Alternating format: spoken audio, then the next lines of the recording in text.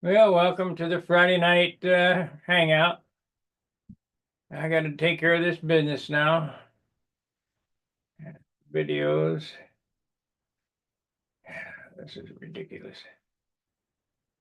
And we're going to go here. Well, welcome to the Friday night hangout. I got to take care of this bit. Yeah, we got that shut off.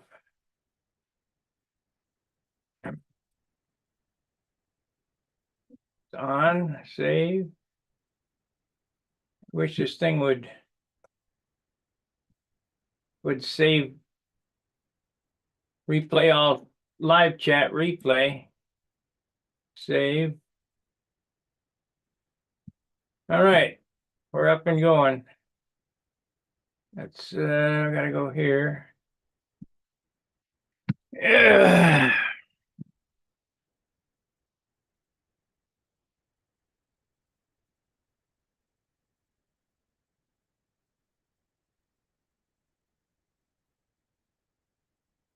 Heck of a day today. I didn't get my sanding job. The interviewer was a 24-year-old girl that said, "Oh yeah, I know sanding. You know shit." And I walked out. I could have talked to the boss, to the owner, I'm sure.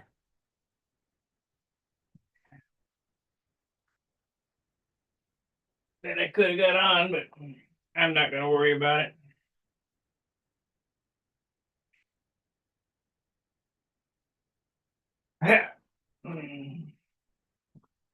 There we go.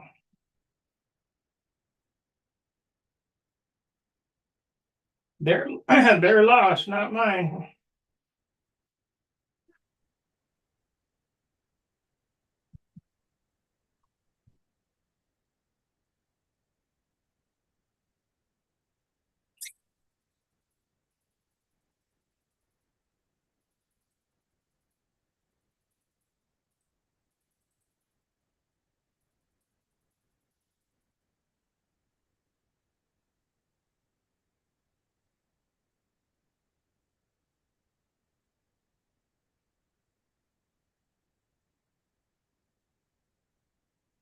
Yeah, I'm putting these tanks together. This one here is sold.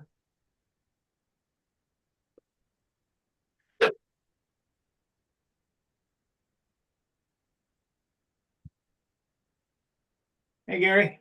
Hi. Can you hear me okay? Oh, yeah. Okay. Can you hear me now? How about now? Yeah. Can you hear me? Yeah.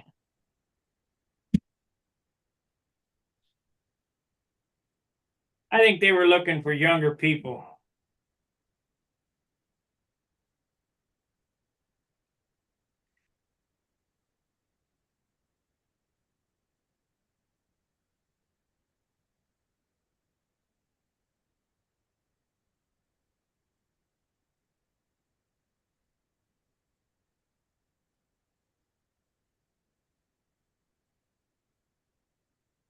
No matter. Yeah.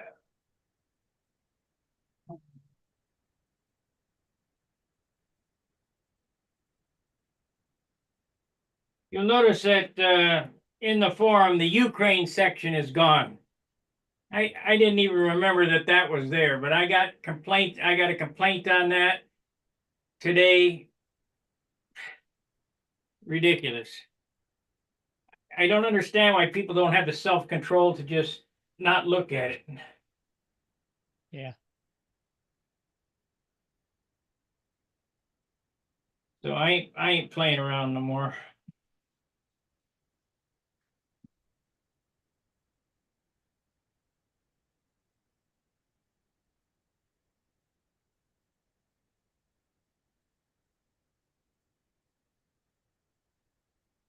Like I say, today wasn't a great day anyway.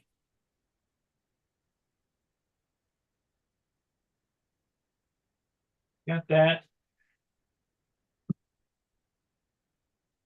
This.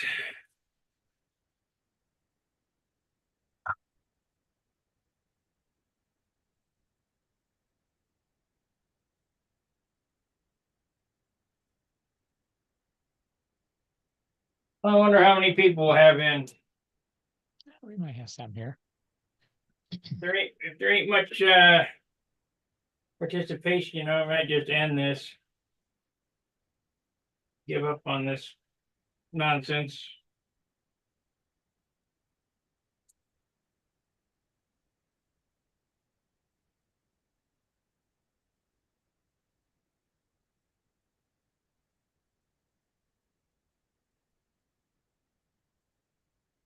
I don't want to go back to editing video though. That's the only problem. Yeah, that's a pain. Yeah, takes you all day to make something and then 2 more days to edit it up.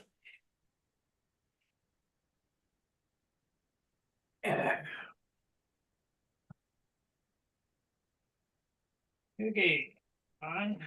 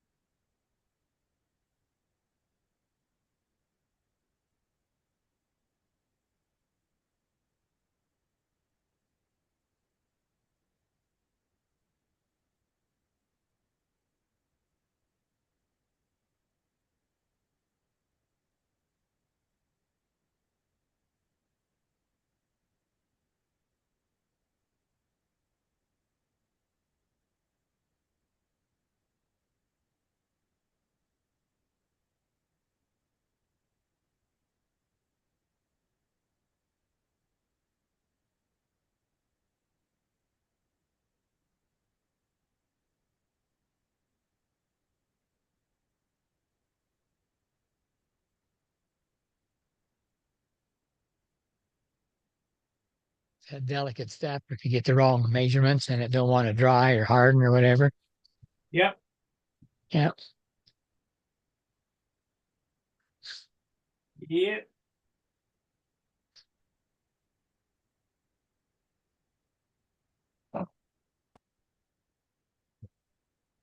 Then I'm up a creek. Yeah.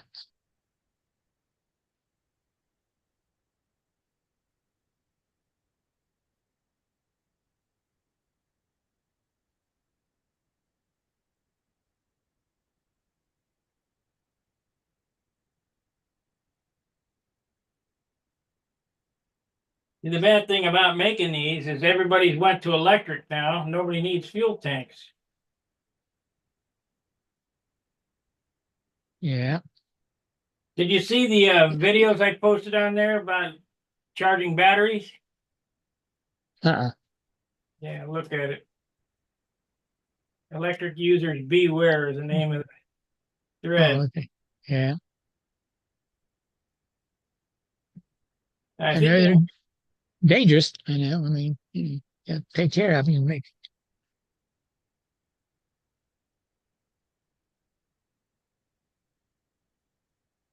Yeah. John Miller's are coming in. I don't see them. There he is. Yep.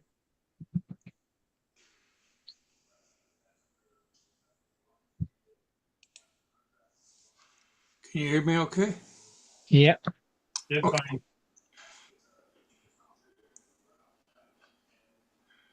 What are you doing there? Making Ah, another fuel tank. Fuel tanks. Yeah. fuel tanks. Yeah.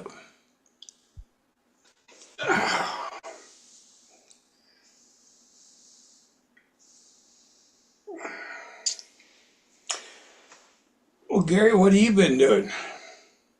Oh, just living. Living. Hey, Just that's good. doing what you got to do at the housework. And yeah. Yeah. Yeah. I've been on a dang computer all morning. I got hooked into on playing on the dang thing, and I get carried away, and next thing I know, the whole damn day is gone. Yeah. It'll get you like that. Oh yeah. I guess Yeah. I've got no resistance to it or something. Snowed here last night. Rained all day, and then by evening it snowed, and I had about maybe an inch of snow on the ground. It's all gone now, but we've been we've been looking for moisture because it's been real dry here. Farmers are tickled to death.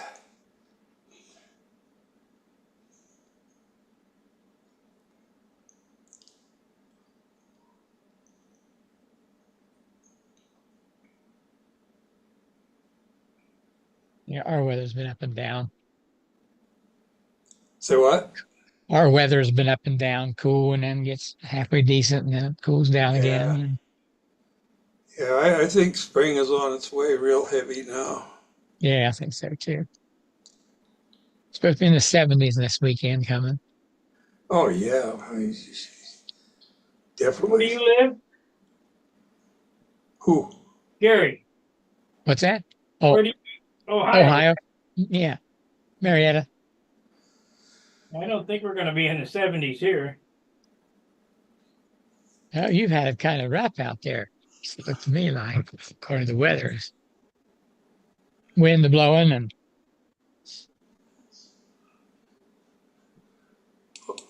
Well, right now here it's 37 degrees. And let's see what the forecast is.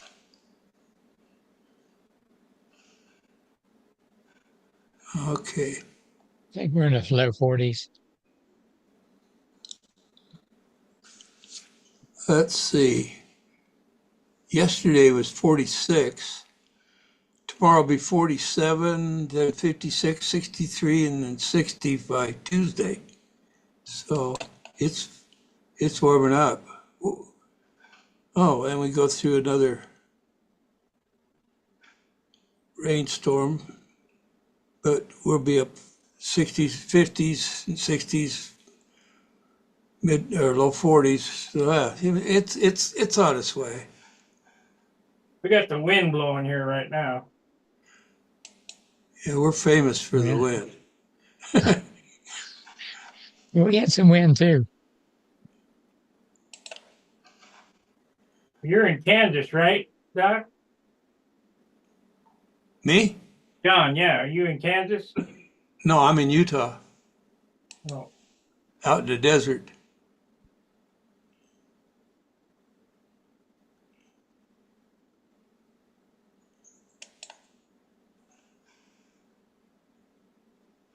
How far off 15 are you?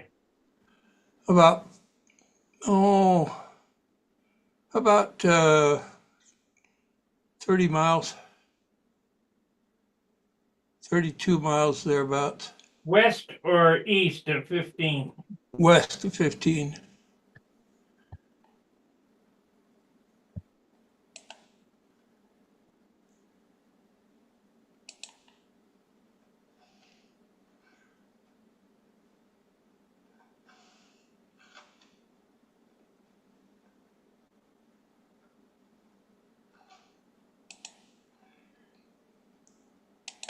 There we go. Yeah, we're between we're between Provo and St. George.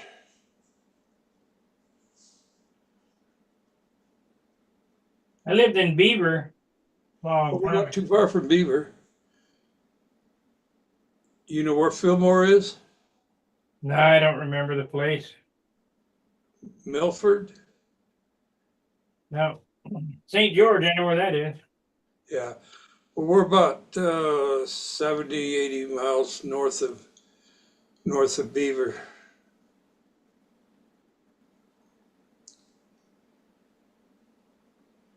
We're on a main road that goes across, it goes over to Ely, Nevada. That's Highway 50.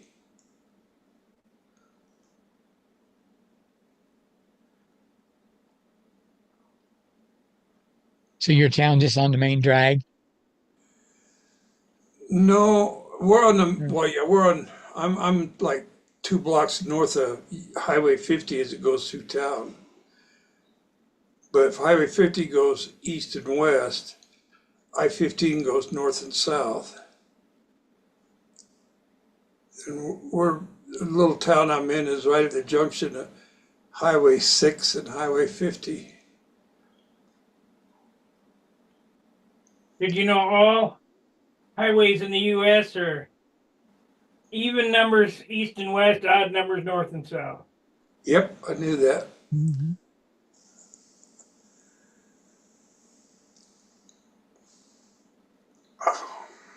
Oh, Start off low on the coast and go higher towards inland.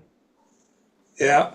And then you've got state highways. That's why I've got a state, that 6 and 50 are state highways.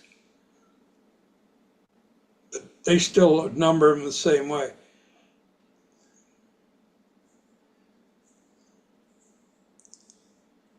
Well, that's 2 done. I got a lot of waste there. The way it goes. Unfortunately,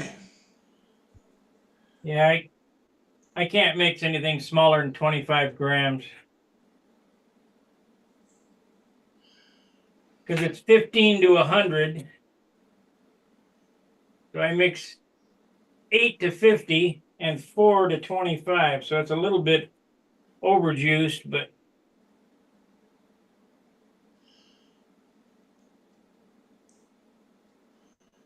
that's the way it goes. yeah. Well, it looks like you do a pretty good job with them, though. They're nice, but nobody needs them. Nobody wants them. I'm going to bring some to Brodex with me, but I don't know how many I'll sell. Yeah. Well, I think I really seeing a major change going from IC to electric. I mean, there'll always be guys that'll stay with the IC.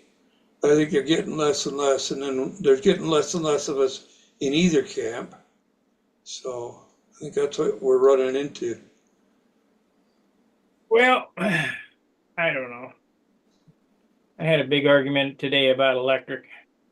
You guys can do what you want. I'm not going to monkey with them. Well, see, there you go. You just proved my point.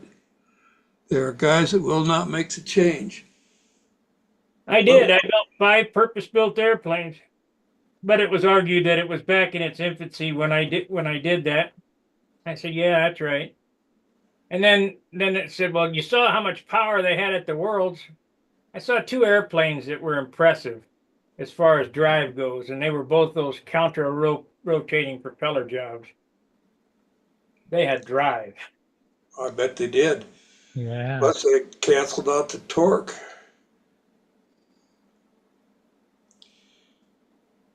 I just know, even if I was a die-hard IC guy, I would not do a twin in anything but electric because I can't deal with the frustrations of trying to get those engines to sink out while you're going in a hard circle.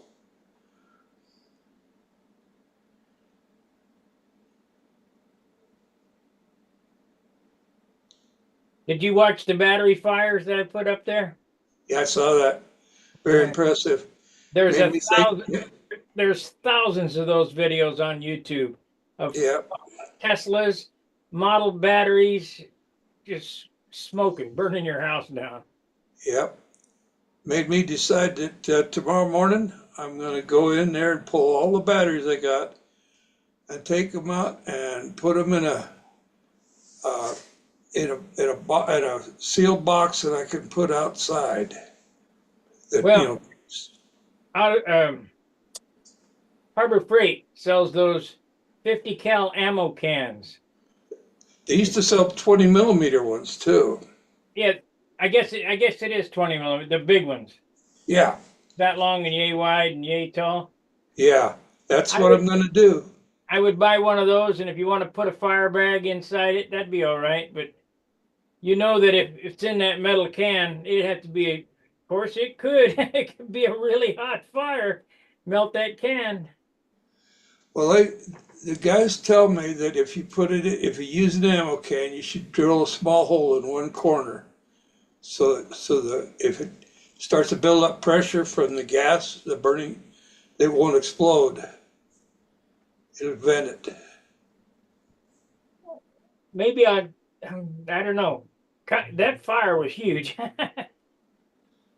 Yeah.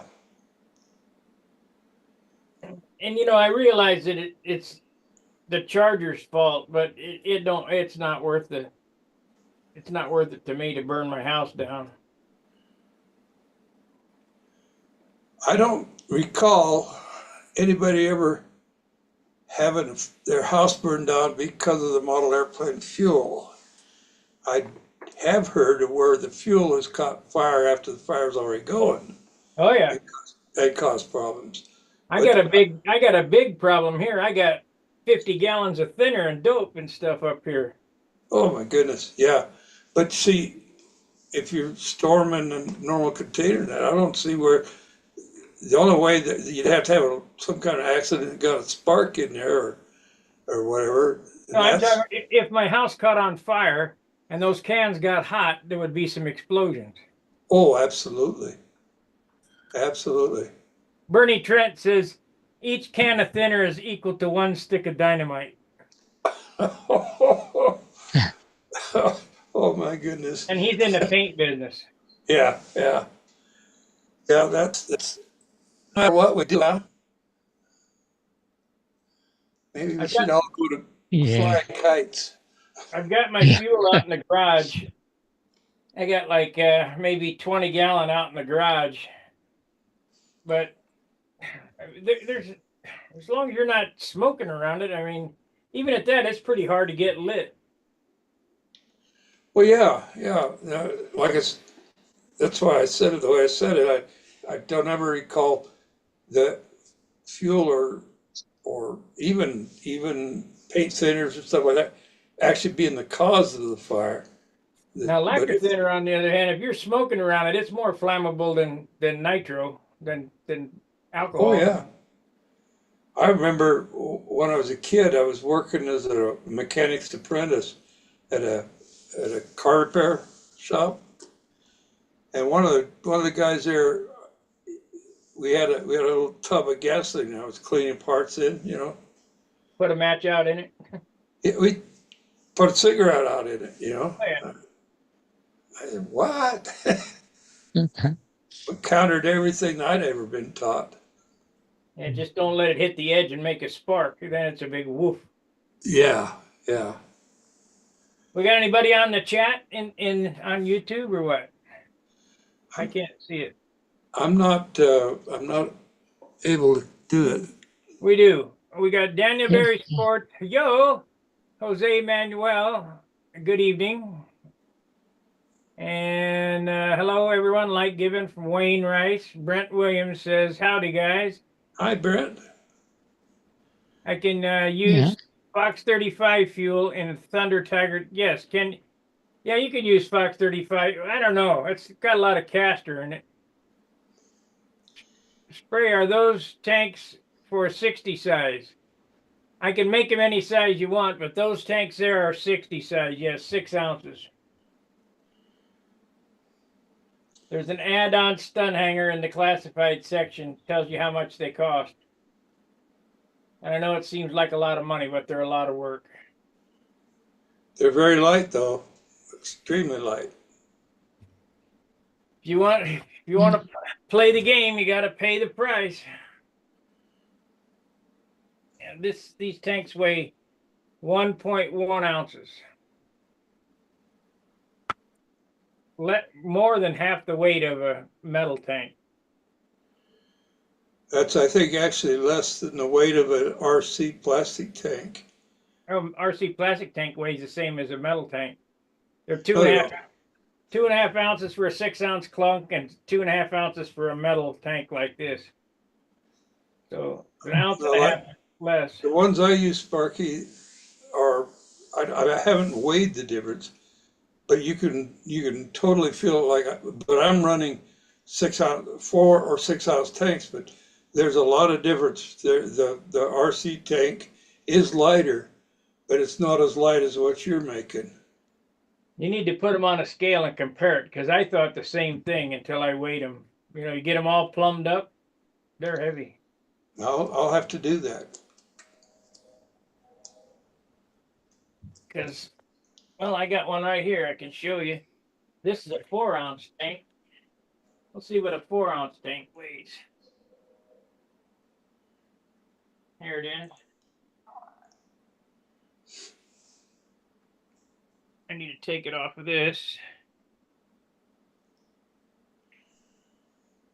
You don't have to have a 4-ounce metal tank there to compare it to, do you? No, Oh, that's too bad. but I got, Well, I think on the Brodex catalog, I tell you what the weight of it is. So I got my 6-ounce. I got my 6-ounce carbon tank here. Hey, let's see. No, this is a 6-ounce. okay, so that compares. Yeah, that's a 6. So let's see. I thought it was 4, but it's a 6.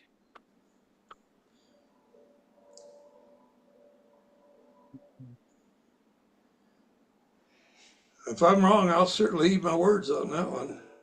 And this is the lighter of the two. This is the soft flexi tank. Yep. This tank weighs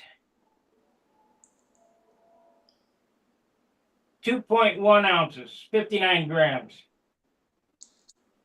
So it's a little more than twice of what your carbon fiber tank weighs. Right. And But I think it's about. I wish you had a 6-ounce metal tank there. well, let me look. I think I might. Yeah, let's see what this one is. This is an ATF. This might be a 5.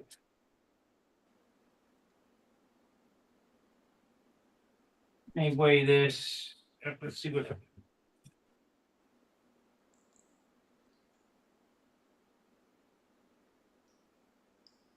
This is a 5 3/4, so it's no Close 5 enough. 5 3/8, It's close enough. 2.1 ounces, and this is smaller. So, what was the RC tank? 2.1. Yep. So they're about equal, aren't they? Close to it. I still think the RC tank's a little lighter, but if it's a 6 and a 6. Yeah, the 6-ounce tank weighs 2.5 ounces. The metal tank. I thought the RC weighed 2.5, but it's 2.1. But this is 2.1 or 1.1 complete, 30 grams. Right. Right. Yeah, it's the carbon fiber is much. I remember when Wendy was I think Wendy was the one, or was it Kaz that was first making them?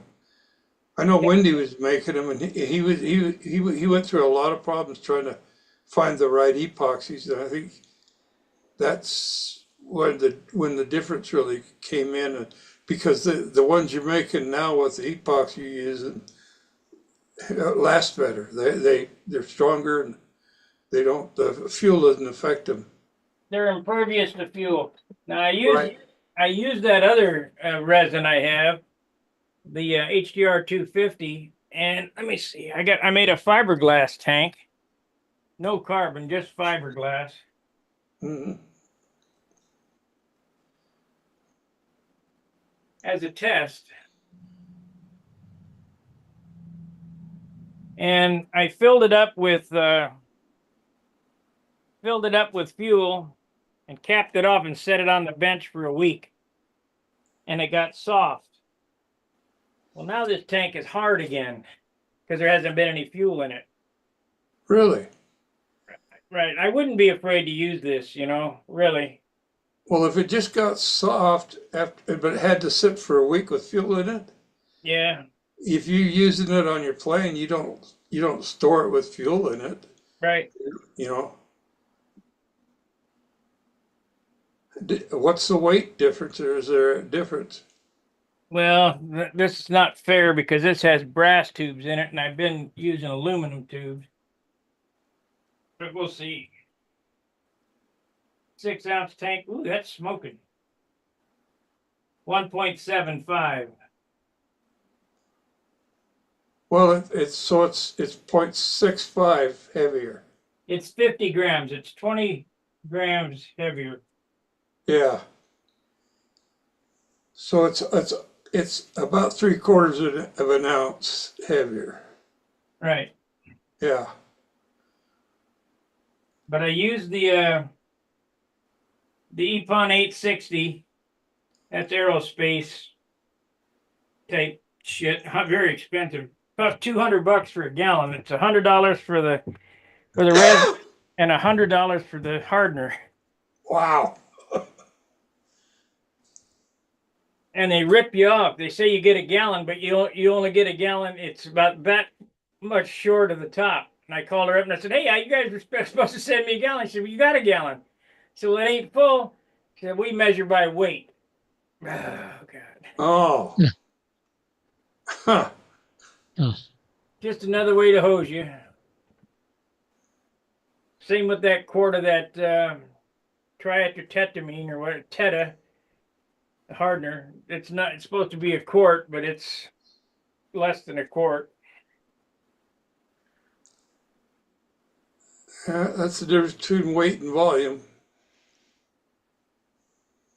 But I got enough Teta to last probably 3 gallons of the 860. Right. So I don't have to buy that hardener again. I just need to buy more resin when I get ready to. Well, if the resin's that expensive, and then of course there's the time to make it and all that, you're not your pricing is pretty decent actually. Yeah, I'm charging $120 shipped for the first tank, and if you want two, it's 200 shipped. So you can save $40. Yeah. But they're, you know how people are, they're crying, it's too much money. Well, Oh yeah, but remember, whatever. we used to think we had to pay more than $50 for an engine. That was terrible. And nowadays, it's 600 bucks. Depending on which one you get. If it's an IC engine. D. Rice, did you hear the cost of them tanks? Might be prohibitive. You got to be a pretty avid stunt flyer, devoted stunt flyer to spend that kind of money. But I paid Kaz that much, 220,000 yen or whatever the hell it was, but worked out about $120 for Kaz. Yeah. How's he doing? You hear anything? I haven't heard anything. Did he get sick or did he just get tired? I don't know. I keep watching those Japanese F2B competitions that pop up on YouTube from time to time, but I never see them.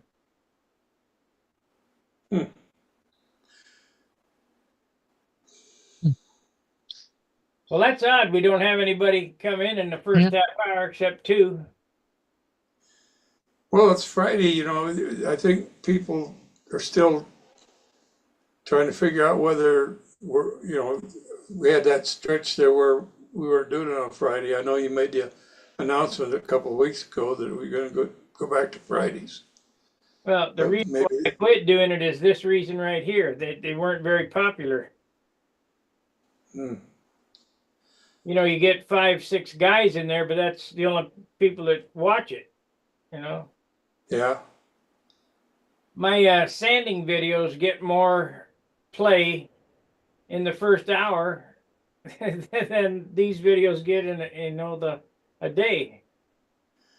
Well, there's a way there might be ways to make a difference on that. I remember when we had a subject and we made reports on various aspects, going along, and there were a lot of information got out, and it seemed to me it was a bit popular with the guys. We had a lot of people show up when we did that. Do you remember that, Gary? Mm-hmm. Yeah, I remember it myself. It'd be great if somebody wants to do it, but shit, I don't know what to talk about. Yeah, I do, but I don't, I'm like you, I don't know much about it. And with my musical thing going on too, there's there's nights that, you know, like some Monday nights, I'm unavailable, you know. Is that where he was last Monday night? Yeah, Really? Well, let's see how many people have clicked on the Friday Night Hangout. Only 3.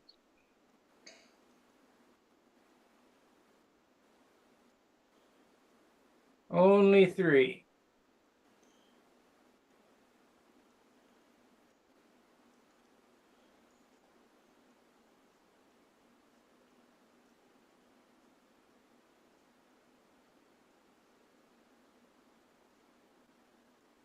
Well, whatever. I had a We guy, sent one now then. I had a guy want to be friends with me on Facebook from Hokkaido Island in Japan. And I was really happy to have him as a friend because I had a really great time when I was in the Navy. We went up to Hokkaido. We were the first Navy ships, U.S. Navy ships to pull into Hokkaido since the war. And I that's where I was walking through the town. I got up to the old part of town. I mean, the streets. I mean, this was back in the '60s, so the streets are still dirt, and there were women out there dressed in the traditional dress. They had those funny little shoes with the little stilts on them, so you walk in the mud without getting it all over you. The cummerbund and the goofy hat. Yeah, yeah, yeah. And I walked by this one building. I looked in there, and by God, it was a hobby shop, you know. And I hadn't seen another hobby shop in all the places we'd stopped. So I went in, you know, and reading I went in, and he had some brand new OS engines in there, and well, anyway. So I went on in, and he could hardly speak any English, and I could hardly speak any Japanese. But in about an hour's time, we got a lot of information back and forth on that. And I wound up buying an OS 35S for $12. I think it was $12, yeah. And I bought, I'm trying to remember whether it was an OS 49 or an Enya 49, but it had no fins on the top. It was slick. And I bought that for I was planning on getting a Shark 45 kit. And I bought that engine for that. But we got talking, and before I left, he got across to me. He wanted to know if he said his club basically his club was having a fly-in up their flying site the next day, and would I like to go? And I said, of course, sure, you know. And he got across. He said that he let me know. He says at 9 o'clock tomorrow morning, they would bring a car by and pick me up and take me up there because there's a ledge, a big bench up on the side of the mountain there, and it was all like a field. It was beautiful grass field, and so come 9 o'clock in the morning, they didn't send one car; they sent 3 cars, and there was about 30 people there in these 3 cars. One guy was on the renegade of the club was on a motorcycle, Yamaha, and we went up and we had a beautiful, fun day of flying. And they talked me into flying combat with one of them. And it turned out to be the guy with the motorcycle, and I managed to beat him. And he left. He was so pissed. But after all the flying and that, we went up to the guy's house that owned the field and that. And his family must have been wealthy because they had a lumber yard, and they were processing lumber up there. But we went and we had a snack and traditional Japanese style, you know.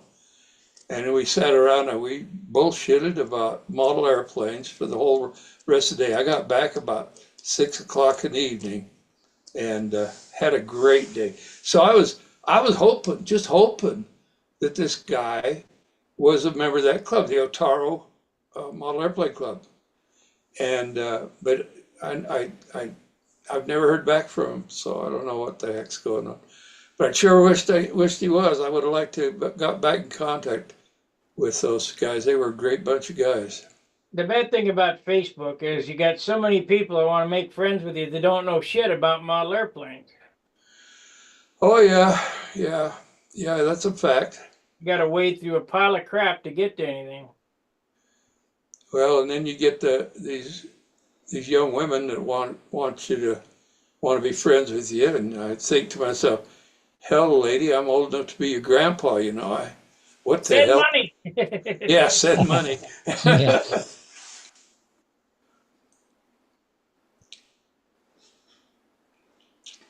Let's see. We got a few more here. It says Who we yes. got?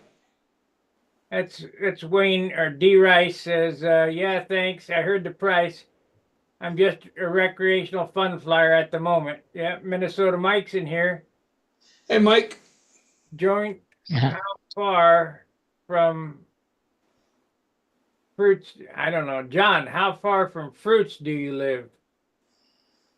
From who? Who? Fruits. I guess he's thinking Larry Fruits, but that'd be a long ways. Yeah, he's in California, isn't he? No, I think he's over on this side. I think he's up in Michigan, or yeah, he's up in Michigan. Yeah, yeah. That's about 1,600 miles, I think, if he's in Michigan, maybe more. He's thinking getting out of Clovis. Well, if you're in California, I'd be thinking about getting out of California too. Yeah, yeah. I don't Yeah. doubt it. I don't doubt it. I would too. In fact, I did. I went back in the 80s, mid 80s. I went back, had a job that I could travel a lot. So, but I wound up working in the district in California, and parts of Nevada, and all of Arizona was in my district. It was in sales. And one day I noticed I was sitting there looking, and I had come home and I had to open up the cage door on the front door, open that up before I get to the door to unlock that. And I thought to myself as I went in and shut everything up and put the security thing back on, I'm living like I'm having to walk into a jail to stay safe. And I didn't do nothing wrong. I'm locking myself into a jail to keep the bad people out. And I thought might as well leave here. Now with a lot of other things that are going on, I wouldn't. I love California. Don't get me wrong. They got some beautiful places there in California. Mr. And- Joe, Hey, Hey, Joe, Robert. Hello, gentlemen. how you Hey. doing, bud? We're good. You guys, I've been better, but I've also been worse. I've been building airplanes all day, so it's been a good day. Well, good. Good. What are you building? I built a P-18, a free flight indoor airplane. Oh, cool. I got it all built. It's not covered, but I built everything. Mhm. It's not a big deal. There's 60 pieces in the whole model or something. Not even that many. Oh, shucks. That sounds like Just a little 18-inch free flight rubber band thing. Yeah. that one of them built up jobs with all the stringers on it? No, just a stick and a prop and wings. Here, I'll show you. I built a P-24 day before yesterday. Is that related to one they call a rabbit or something like that? I don't know that.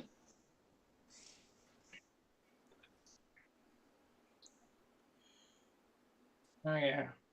It's indoor beginner stuff. Oh, look at that. This is a 24, and the 18 is just about like it, but 18-inch wingspan. Those are It's just- fun. Where are you flying them at? At the gym here in Jinx and Glenpool and Broken Arrow, we flying twice a week, just because this ain't got a prop on it. I put weight on it, but it flies. It's amazing how good they fly. My first one I built got a minute 42, and it barely missed the rafters. Yeah. How do you launch that one? You got to throw it, or do you put a rubber band? No, on put a it? rubber band on it and wind it 1,500 turns, Oh. and and it flew for 1:42. It's just fun stuff, y'all. It's nothing, no big deal. It's Is just that one of them with a great big prop on it? That's no, it's got a 7-inch prop on that particular airplane, and that particular event has to have a plastic prop. So you have to use a plastic prop, 7 inches, and so much weight, rubber band, and I think the rubber band I could put on it can take up to 2,200 revelations. But at 2,200, it would get too high and hit the ceiling in the place we're flying. So what do they tell me. What do they call that event that has that great big propeller on it that's got microfilm on it? I don't know, but I've They seen turn them, real but I slow. don't know. Yeah, I think that's F1A or something like that. you know. They turn real slow. And Yes, they float. They don't weigh hardly anything. that weighs 11 grams prop and all. Yeah. Well, we used to, well, I should say, the club up in Salt Lake, the Utah State Air Modelers, on the wintertime, we've got every Saturday, is it Saturday? Yeah, every Saturday, there's a church up there that has a real high ceilinged room, like a Yes. gymnasium. Yes. And we go in there and we fly those kind of things all, half the day on Saturday. We've been doing it on Mondays and Fridays and having fun. It is fun. Little Tudor 14-inch rubber band things, and AJ Walker. I got 35 seconds out of an AJ Walker Hornet inside that little room doing circles.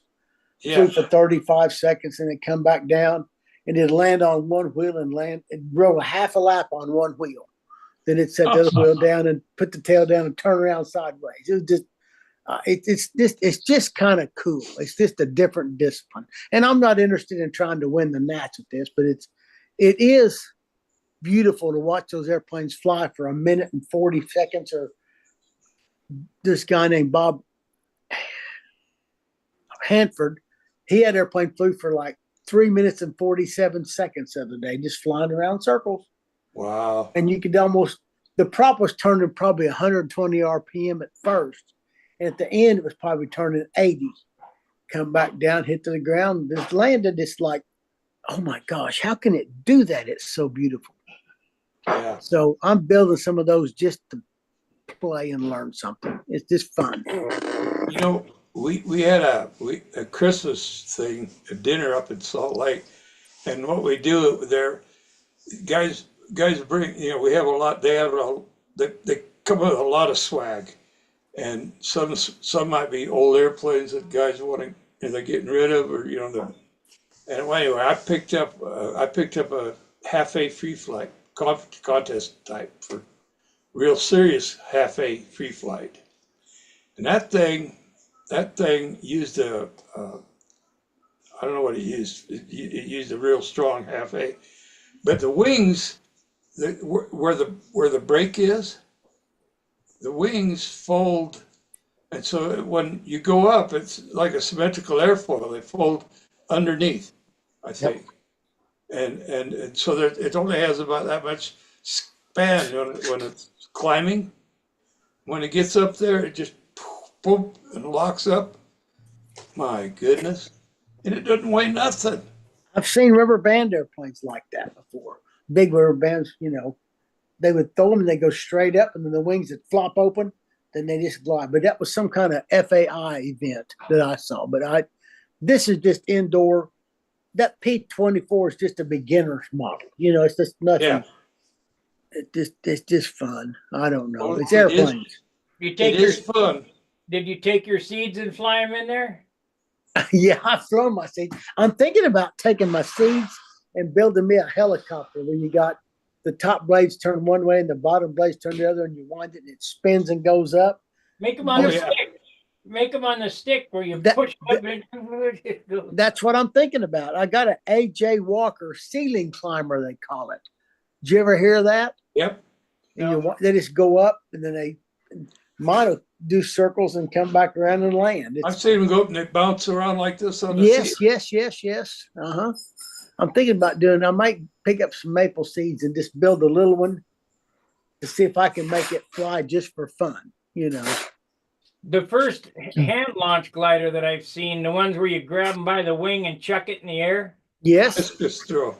That was Doran. Doran had one. Oh, did he? Yeah. I've seen those at the Nats, and they would catch them and spin and chunk them. And I bet that bird would go up. If I said he'd go up 150 feet, I don't think I'd be exaggerating. I don't know how high, but they would zoom up pretty good, and they'd pop them over and fly them. But I'm not athletic enough to. My shoulders wouldn't let me throw nothing. I can throw that little airplane around the room and it'll do a little circle. One little circle. Doran in a while. I wonder what he's doing. I don't know what Doran's doing.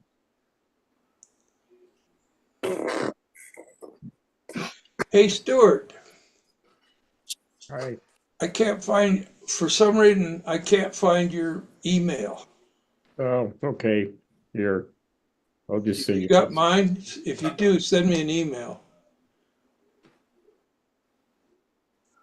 Or yeah, I can do that actually. All right. And I don't know if you tried to call me this week. I didn't get a call. No, I didn't call you. I can't remember where I was going to call you now. Okay. We were just stopping by to tell you that I found brothers for us to marry. I have a lot of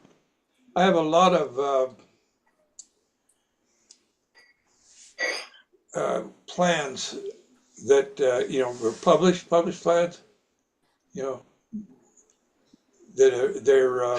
not PDFs. They're JPEGs. But you should be able to. I'll send you a bunch of them so you can see the different types of construction. Sure, that's fine. Joe's flying his airplane. Yeah, he is. Did you see it? Yeah. I call this my come here airplane. It'll come back to me.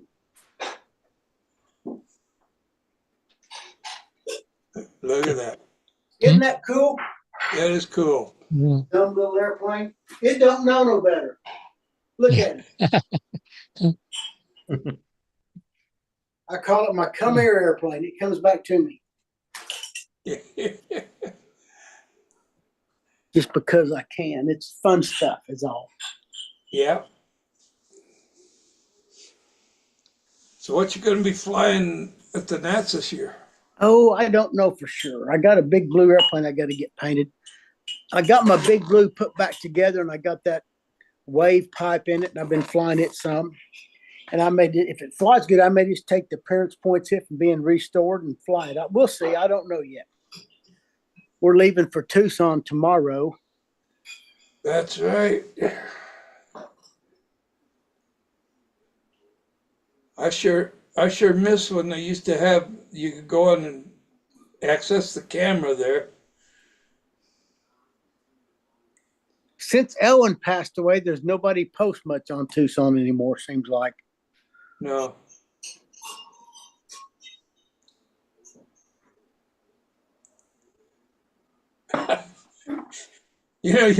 Sparky, you look like you're sitting there holding your arm out like that. Yes, that's cute.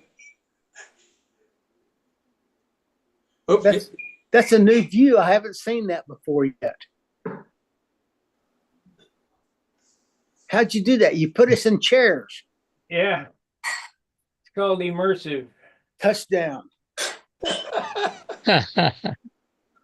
Too bad he can't. That's kind of fun. Oh my goodness. Anybody fly this weekend or like this week? Not here. I didn't find any control line. Been pretty cold here. Yeah. Yeah, Windy it's like- today. Windy, real windy today. Oh my goodness, yes. Real. Yeah, we were windy here yesterday and the day before. Must have just kept on blowing your way, huh?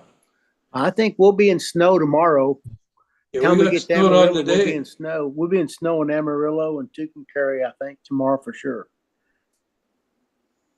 You headed for Tucson tomorrow? Uh-huh. Yep. That's our goal. And it looks like it's gonna be 34 degrees and snowing in Amarillo and then 34 and snowing in Tucumcari, but The road shouldn't be no big deal. It's 40 out there right now, so it's Make not it- cold enough for nothing to stick, I don't think.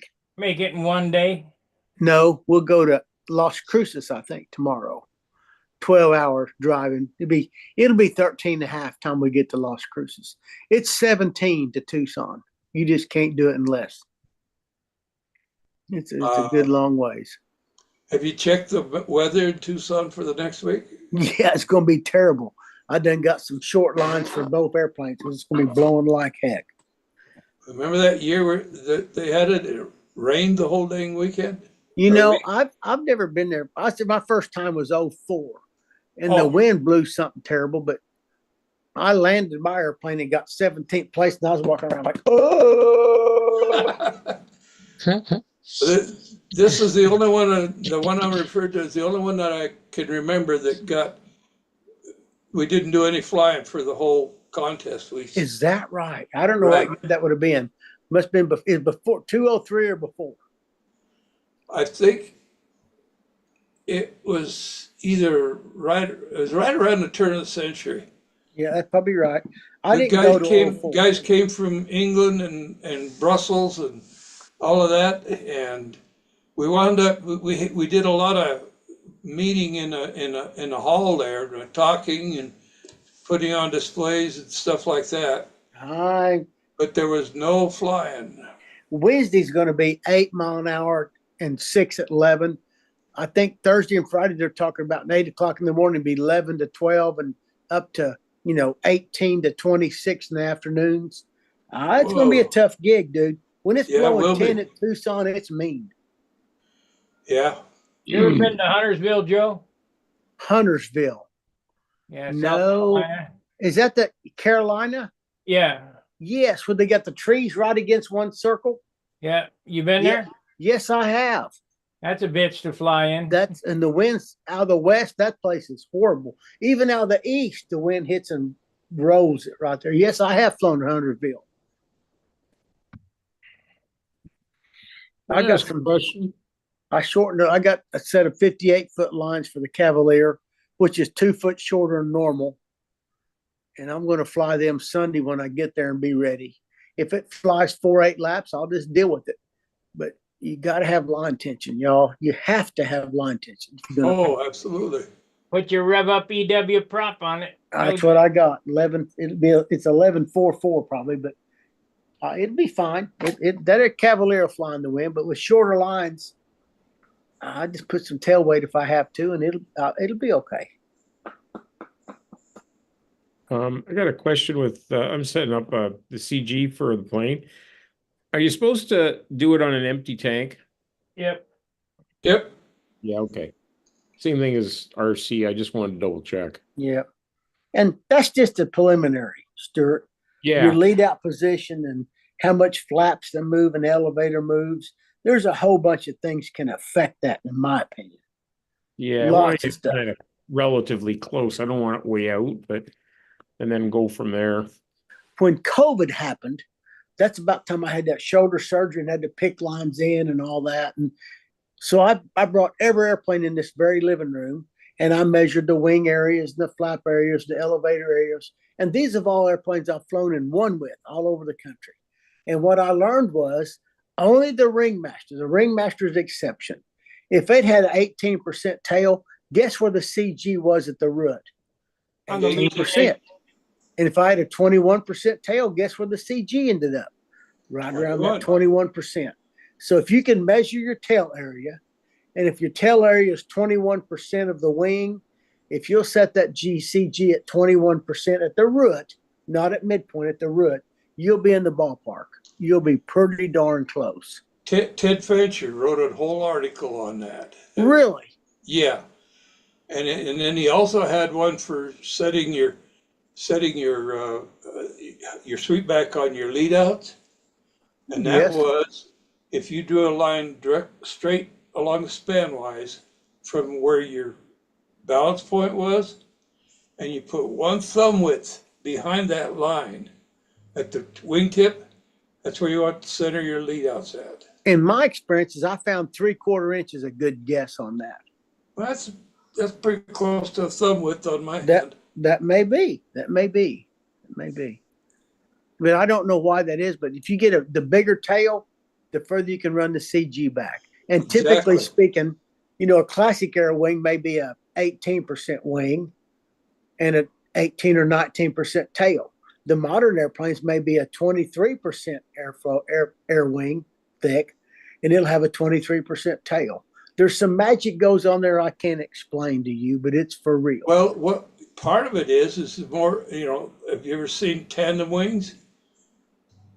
No. Where they get the same size wing in the front as in the stab and elevator?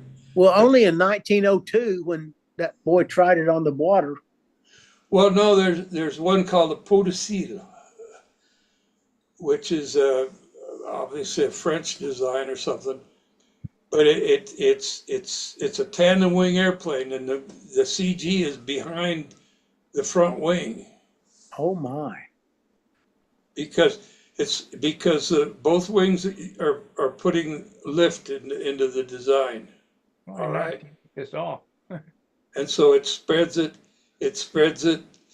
For instance, if you're running a canard, your CG is going to be somewhere, depending on the size of the canard in relationship to the wing, somewhere in front of the main wing. There's a lot of that stuff that I'm not qualified to talk about. But on a standard airplane, a classic era, if you go 18 to 22%, you'll be in the ballpark, Gary, in my opinion. Now you're talking about a standard airplane. The thickness of the wing. That's right. Uh-huh. See, and I'm thinking of the area of the stab and Well, elevator. the stab will be about that big too for some reason. Those boys knew something. If you took a Nober and you figured the tail area is probably 18%, and that's probably an 18% airfoil to boot. Yeah, probably. Well, 18% is a pretty well used number. It is. A lot of people use that. When you got a lot of horsepower and you need it on an IC engine and you need to crank it down, that's when you put it thicker to get more drag. That's right. I slow agree. it down. Uh-huh. And remember the days when in the beginnings of the hobby, they had real thin airfoils. Of course, they did 100-mile-an-hour pattern, What I guess I don't know. You know more about stunt than I do, but Big Jim Greenaway was one of the first ones to run thick airfoils back in the day. Yes, he was. But see, he was using Super Tiger 60s. And he had bigger elevator stabilizer areas too. Yeah. The day. Yeah.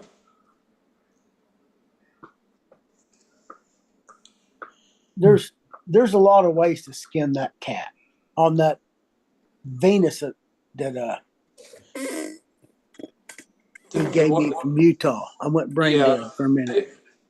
Pete gave me that Venus, and I flew it like he had it set up, and it wasn't. I didn't like it as good as I thought it could be, and I changed props, and it always seemed like I had too much flap. So I just took the cover and moved the elevator up one ho, then readjusted neutral on the flaps and elevator, and that rascal was magic from then on. It just had all the flap you need is enough to do the job. Any extra is a waste of area and lift and energy. Yeah, you're right. You don't need that much flap. Whatever it takes to make it not stall. Anything extra is just energy, soaks up energy. Yeah, so many guys want to use 1-to-1, same flap. There may be some airfoils and airplanes that need that, but it's sure not all of them. They're heavy when they need that. The more they weigh, they're heavy. Flap they need. I agree with you, Sparky. I sure do. You get one that's good weight. It's a good weight, lightweight. You can. A fellow in Australia did a test. He made a belt crank setup that he could adjust the flap and elevator throws separately, and he could go from 0 all the way out to 1-to-1. And he came out of his testing. He wound up on his plane at the weight he was flying, and the percentage of what he had as far as span and square inches and that. His plane 7 degrees of flap to like 15 to 20 on the I elevator. mean, I think that's a sweet spot in full scale aviation, which is different rentals numbers, different lifts, all that's different. But you hardly ever see an aileron go more than 17 degrees down, because more than that, it starts causing stalling issues. Well, stalling's bad on it. If you're trying to lift it, it's stalling, it's no good. So 17 is a pretty good number to work with there for the most lift for the least drag. Is a good guess. How much It's a elevator do you use when you pull back on the stick? You're not pulling back. Nah. Yes. On a full stall landing, you'll get 17 degrees to the last instant, but that's a full stall landing. Elevators don't move but 17 up and maybe 13 down or 12 down. They don't go 30 degrees. They're not a ringmaster elevator. No, it doesn't do any good to go 30 degrees. It's going to be all stalled before you get there. Air brake. We used to think if we could get that thing to go 90 degrees and 90 degrees, that thing was going to really turn. Oh my goodness, I was going to turn. Dang thing, like it ran into a wall. I wish Howard would know that stuff way better than me. Oh but yeah. you don't need, I don't know that you could ever use 26 degrees elevator. You want to know the truth. I don't know if you can get it in and get it out in time in a square corner. I'd be interesting. Bob Reeves, he did a test on that years ago, took a camera and videoed all that. Yeah, I remember that. They don't move as much. They're not moving, in my opinion, not moving 26 degrees. That ain't happening. It's not moving that far. I know on the ones I set up for myself, I set it up, I figure 45 degrees is the maximum I'm going to, either way, that I'm going to move the bell crank. Some guys go to 90 and I don't like to go there. No way. But 45 degrees is, I think, a reasonable number to use for what you can do with your hand and what you're going to do with the bell crank. And then from there, I like to go like, I might have 20, 22 degrees or so on the flap. Fair enough. And about 27 to 30 on the elevator. That you can't use it all, in my opinion. No, I guess no, I need to set an airplane up and make it where you could move it and make the elevator move something to see how far it really goes. Yeah. I don't know how far that goes. I don't know. I think what happens at the speed that the controls are working when it's set up with that way, I don't think you're using full deflection anywhere. I agree. And so, you know, but it's slow enough. It's not like it's jumping around on you out there. You know, Depends how tail heavy it is. That's true. Well, that's true. Nose heavy, you're going to use a lot of elevator. More, but there's a time you got to turn. You haven't got that much to do a turn. It's bam, bam. Right. That's about all you get. Yeah. 1,000. You don't get a half a second to turn. I don't know. Robert's airplanes, I've flown his, and his always been okay. I mean, they're not out of bounds by any means. I've flown a lot of nose heavy. For me, nose heavy. If you see a guy doing this and doing this, he's not going to climb to the top of the ladder, John. No. Not doing this, because you can't get off and on. You need to be like this. That's a square. That's all you get. Right. If you're doing this, you can't get off to get back level in time. You're right. Y'all, anybody here can fly my airplanes. My airplanes aren't difficult to fly. They're not. You can just close your eyes and fly level laps. They'll fly level by themselves. But when you do that, that rascal's going to turn. I guarantee you, it's going to turn. I don't want to fly your airplane because I'd be afraid I'd have to build you one. No, you wouldn't. Not at all, Sparky. You wouldn't. There's no worries. You wouldn't have any trouble at all. I wouldn't fly Gordon's big twin, the Gemini, the last one that he had. Full body. Yes. He offered to let me fly it once, and I wouldn't fly it because I just knew I'd dork that sucker. But he told me, and others have told me that flew it, that it's like Europe. It just flew itself. You know, you didn't. Yeah, just. But it pulled like you needed to be an ape on the other. Well, that's 74-ounce airplane probably. Well, yeah, and it's got a pair of 35s on it. And Robert, the times I've flown your airplanes, you could fly my airplanes and not have any worries. It's not going to get away from you. They're very predictable. I can fly. You can fly it easy. If you want to fly anything I got, you can fly. I'd trust you. And if it's, I mean, if the engine quits, you can't fix that. That's going to happen to anybody. But you wouldn't crash it. You just, that's a corner. It's not hard. Or if And the you belt can- crank pulls out. That's a non-issue. I've let lots of people fly that Blue Max of mine, and half of them will say, "You're a freaking cheater, Joe Gilbert. You're cheating. It's too easy to fly." Well, if you got it set up right, it is easy to fly. And they're I not want you to difficult. fly this vortex. I'd love to fly that Vortex, dude. I've never flown a your airplane that's been bad. I've flown them on too long of lines, in my opinion. But that's a personal preference. I like line tension more than a lot of people do. I want that sucker hooked up to me solid where I can feel it. I like 63 or 64 foot. I used to fly on 66, and that was just, oh man. 66 is getting out there a little bit. It depends on the power plant. You just got to fly them, and just if you flew an airplane and cut a foot off every flight, and you flew them back to back to back, you would definitely find out that, okay, I like this better than that, or you'd learn things.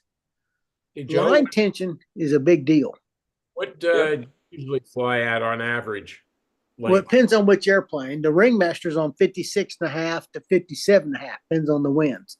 Big Blue, I'm flying it on 64, 14.5 Ukrainian lines, and the Blue Max I fly on 64.5 Ukrainians. But that's what the 14,000. Yeah. If you go to 18, you got to cut that back 2 feet at least. No. Why aren't you fly? You can fly on any wires you want. Why not fly on 14 braided? That's what I fly on. That's what I'm flying on, 14 braided Ukrainian. And mine aren't Ukrainian. Mine are just stainless. Stainless, okay. Well, these are the 3-line brass ones, you could get. Yeah. And the 14.5, in my opinion, 14.5, those Ukrainian copper colored, have the same feel as 62 foot 18s that we fly on. Same lap speed, same tip weight, same feel. Now, when you're flying in the wind, when the wind comes up, you shorten your line, don't you? I do. Yeah. You tried Spectre yet? I have not, Robert. I'm too old school. I've flown Spectre lines on stunt kites since probably 1995, and I broke lines flying them stunt kites, 150 pounds, and got them tied with the little braided. What do they call that? You put a tubing over the line before you tie the knot, where they don't break as easy. And I broke 150-pound Spectres flying, and that's got to be 75 or 80 pounds pull. But you can feel them rascals stretching. I feel it opening up when I come in. When they're going down, when you're downwind, they feel like they stretch. But when you come into the wind, the wind is blowing this way, and you come into the wind, they feel like they open up. You can feel them. They're vibrating. It just really is that right? I can't give testament to that, but I don't like stretchy lines. On that little T6 I flew forever, I flew it on 60 foot 15s. In the wind, I cut it down to 58 18s on that little airplane. And on the fuselage was, 9 or 10 inches wide. When it was blowing 10 or 12 mile an hour, that rascal pulled really hard and down wings there. were going like that. Probably Boeing. And I put on 18s, and 58 18s had the same lap speeds almost as the 15 60s. But it just felt solid. You could turn it when you asked it to turn because there was no stretching anything.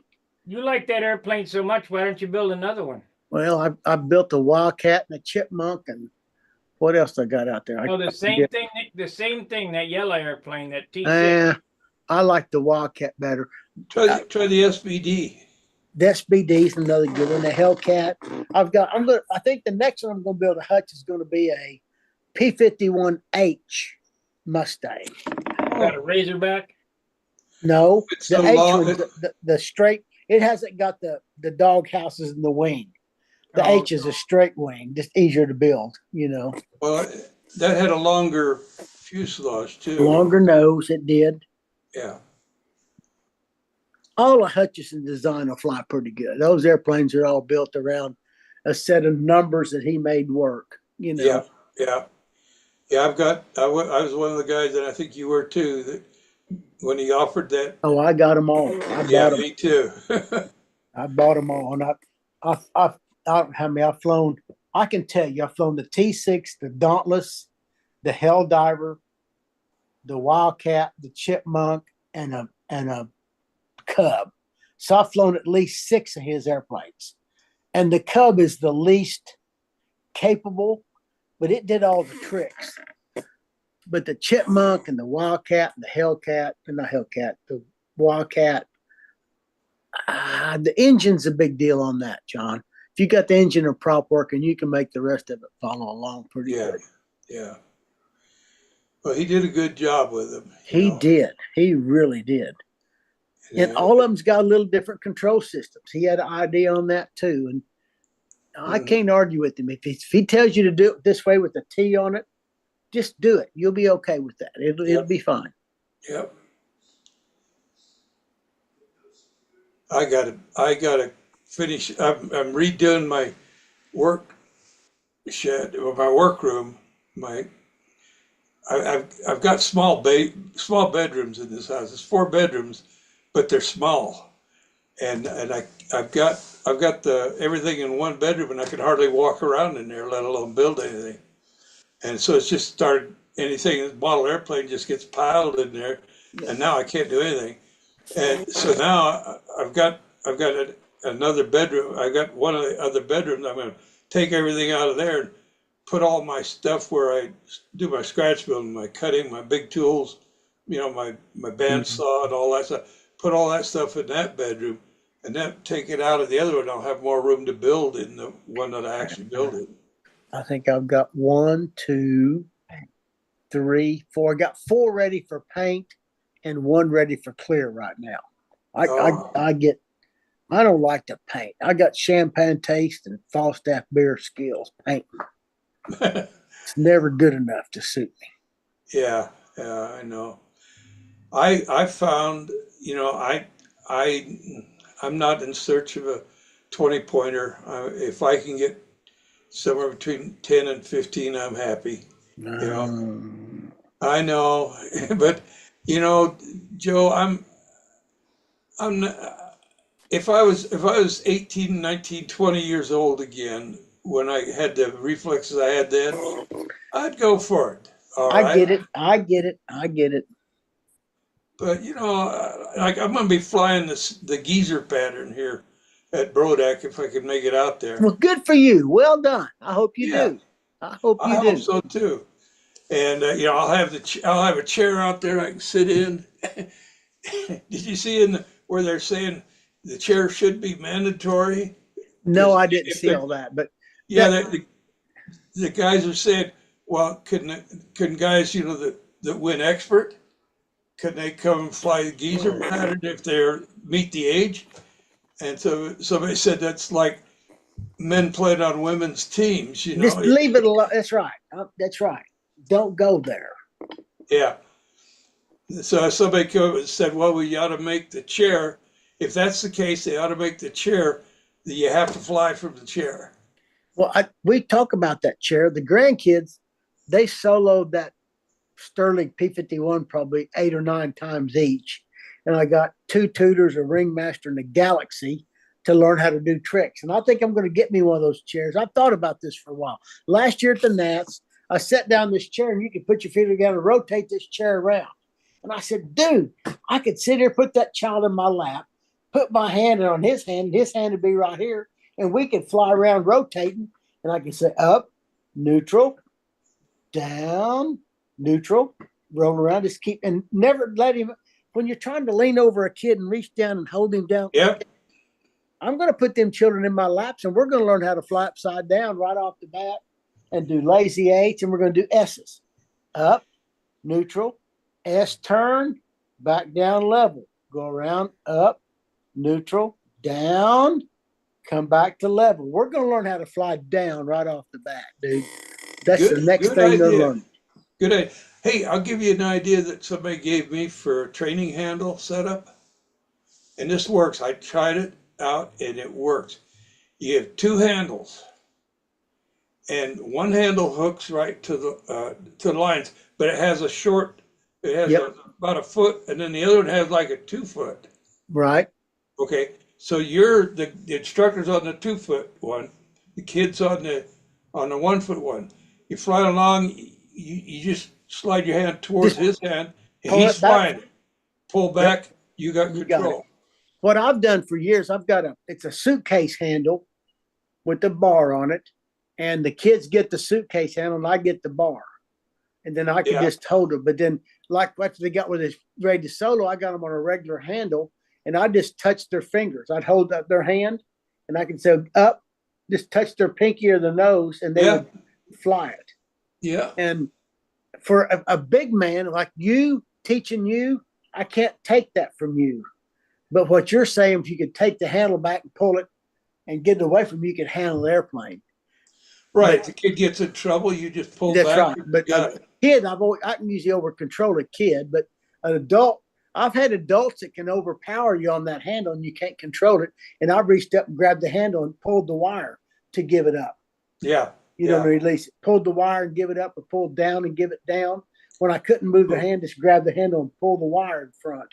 yeah. I make it hate move. to get my hands anywhere near that wire. Well, when it's if you use flying. the easy adjust, you got that much wire you can get a hold of, and you Yeah. can get a lot of control on that wire Gotcha. up and down. You can make a Yeah. difference. And by then you can usually talk them into relaxing a little and taking it from them. We Yeah, got a handle here that's two together. I got one of those too. Yeah. And then it bends around and then another handle. So Yeah, that, got it like a dragster. It looks like a dragster hand. right. It looks like a dragster steering wheel. That's exactly what I've got. But that's the same thing. You got to be able to overpower him sometimes. And a kid you can, but a guy John's size, you can't overpower him. If he locks up on you, you're in trouble. Or you might be able to now. I'm not as strong as I used to be. I don't have much in there. And I promise you, I'm not as strong as I used to be by any means. But the grandkids want to fly, I'm going to teach them. I'm going to buy me a chair that rotates and put them in my lap. I like this. They're gonna I like this crash, chair but I'm that's sitting okay. in. I Yeah, like this- this chair I'm sitting in, Joe. It's You put your feet on the ground and rock it with you back and forth. yeah. And when I want to go overhead, I just lean back. Lean back. I think it's a brilliant idea. I got no heartburn with that at all. Yeah. Yeah, I'm thinking about getting another one similar to this that I can take to a contest. I remember years ago, not that many years ago, Lou Woolard was launching Bob Brookins. Lou Woolard launched Bob Brookins at Brodax, and he couldn't get up. So he just rolled off the circle. He just rolled and rolled and rolled and got off the circle. And then Bob kept flying. He finally got up and left. I thought, he was 94 years old, I think. I said, that boy's 94 years old, launching his friend and rolling off the circle to get up. He's my hero, John Miller. Yeah. I hope I get the chance to launch somebody at 94 and roll off the circle. Won't that be awesome? What's that friend of the Dennis's? He's 93, I think. Yeah, Dick. Wesley Dick. Wesley Dick. Wesley Dick. That's right. He's the one that had the flaps. Yeah. Did this. The Yeah. louvers, the window shades. What They they were call like Venetian blinds, it? kind The of. Venetian blinds. That's him. Louvers, yeah. Louvered. I don't know what's necessary. Like Robert was at the Worlds, and what I saw at the Worlds, the Shark was better than the GB, but that's maybe because of the guy flying it. But I don't know. There's so much. I don't know how good they are. Now, Joe, let's talk about that. The Worlds there. They had two GBs there that were impressive, and they both had counter-rotating props on. That's right. That airplane was something, dude. Sound like an 049 running all the time. That thing had power like I never seen before. It did. But That the other electrics, and I didn't think all had all that much power. Did you? Well, it depends on which ones you talk about. There was 5 or 6 of them that was head of the class, I thought. The Chinese had a couple worked and one didn't work as good. The Australians, who won it? What was the kid's name that won it from France, I think. wasn't it? France? I don't remember where. Italy. It was Italy. Italy, yeah. His airplane performed. The rest is performed. Those 2 Blue Maxes, a China guy performed, and maybe one of the Japanese guys performed. But not all electrics were created equal either. Not even close. But that Red Bull airplane had the counter rotating prop. That was bad. Oh, this is my statement.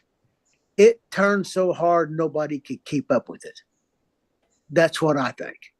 It turned so hard that he'd either be a catch-up ball in danger, or he'd be at 2 foot or 3 foot or 4 foot or 5 foot. Where I watch things is in the overheads. If you see the airplane come up, especially in the wind, come up and the lines are bowing this way, That's a bad thing. it ain't got no power. That's right. But that contra-rotating thing, them lines stayed right on. Oof. I mean, just drove right over. I can't argue that. I cannot argue that. That China girl, the Chinese girl, Lu Zhang. she had a different engine run, but it was more of I'm going to say American style of flying, is what I would say. And that may not be exactly right, but her airplane flew very nice, Robert. Very nice. I loved her pattern. It was a very pretty pattern, but it wasn't that violent turning and locking in quite as hard as some of the others. But if you call it precision aerobatics, she was a lot more precise than some of the others, in my opinion. Exactly.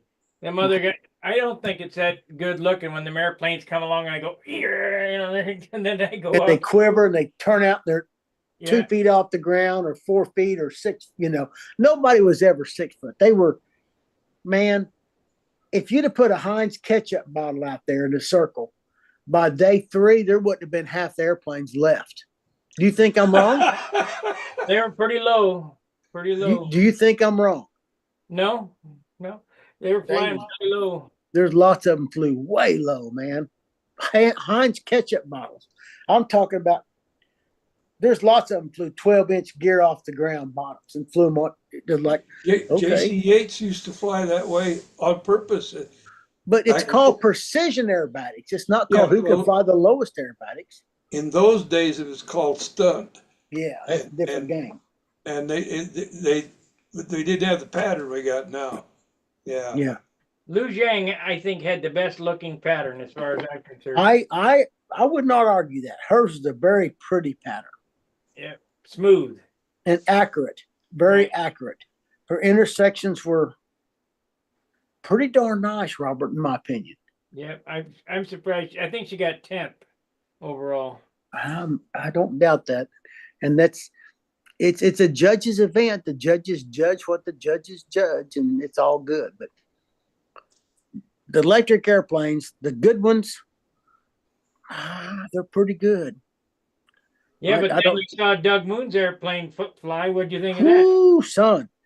When I watched that fly that morning, I stand there right next to Steve Moon, and I said, Steve, you seeing that? That right there is the best piped engine run I've ever seen in my life. And he said, what? I said, watch it. Just watch the squares, watch the triangle, watch that.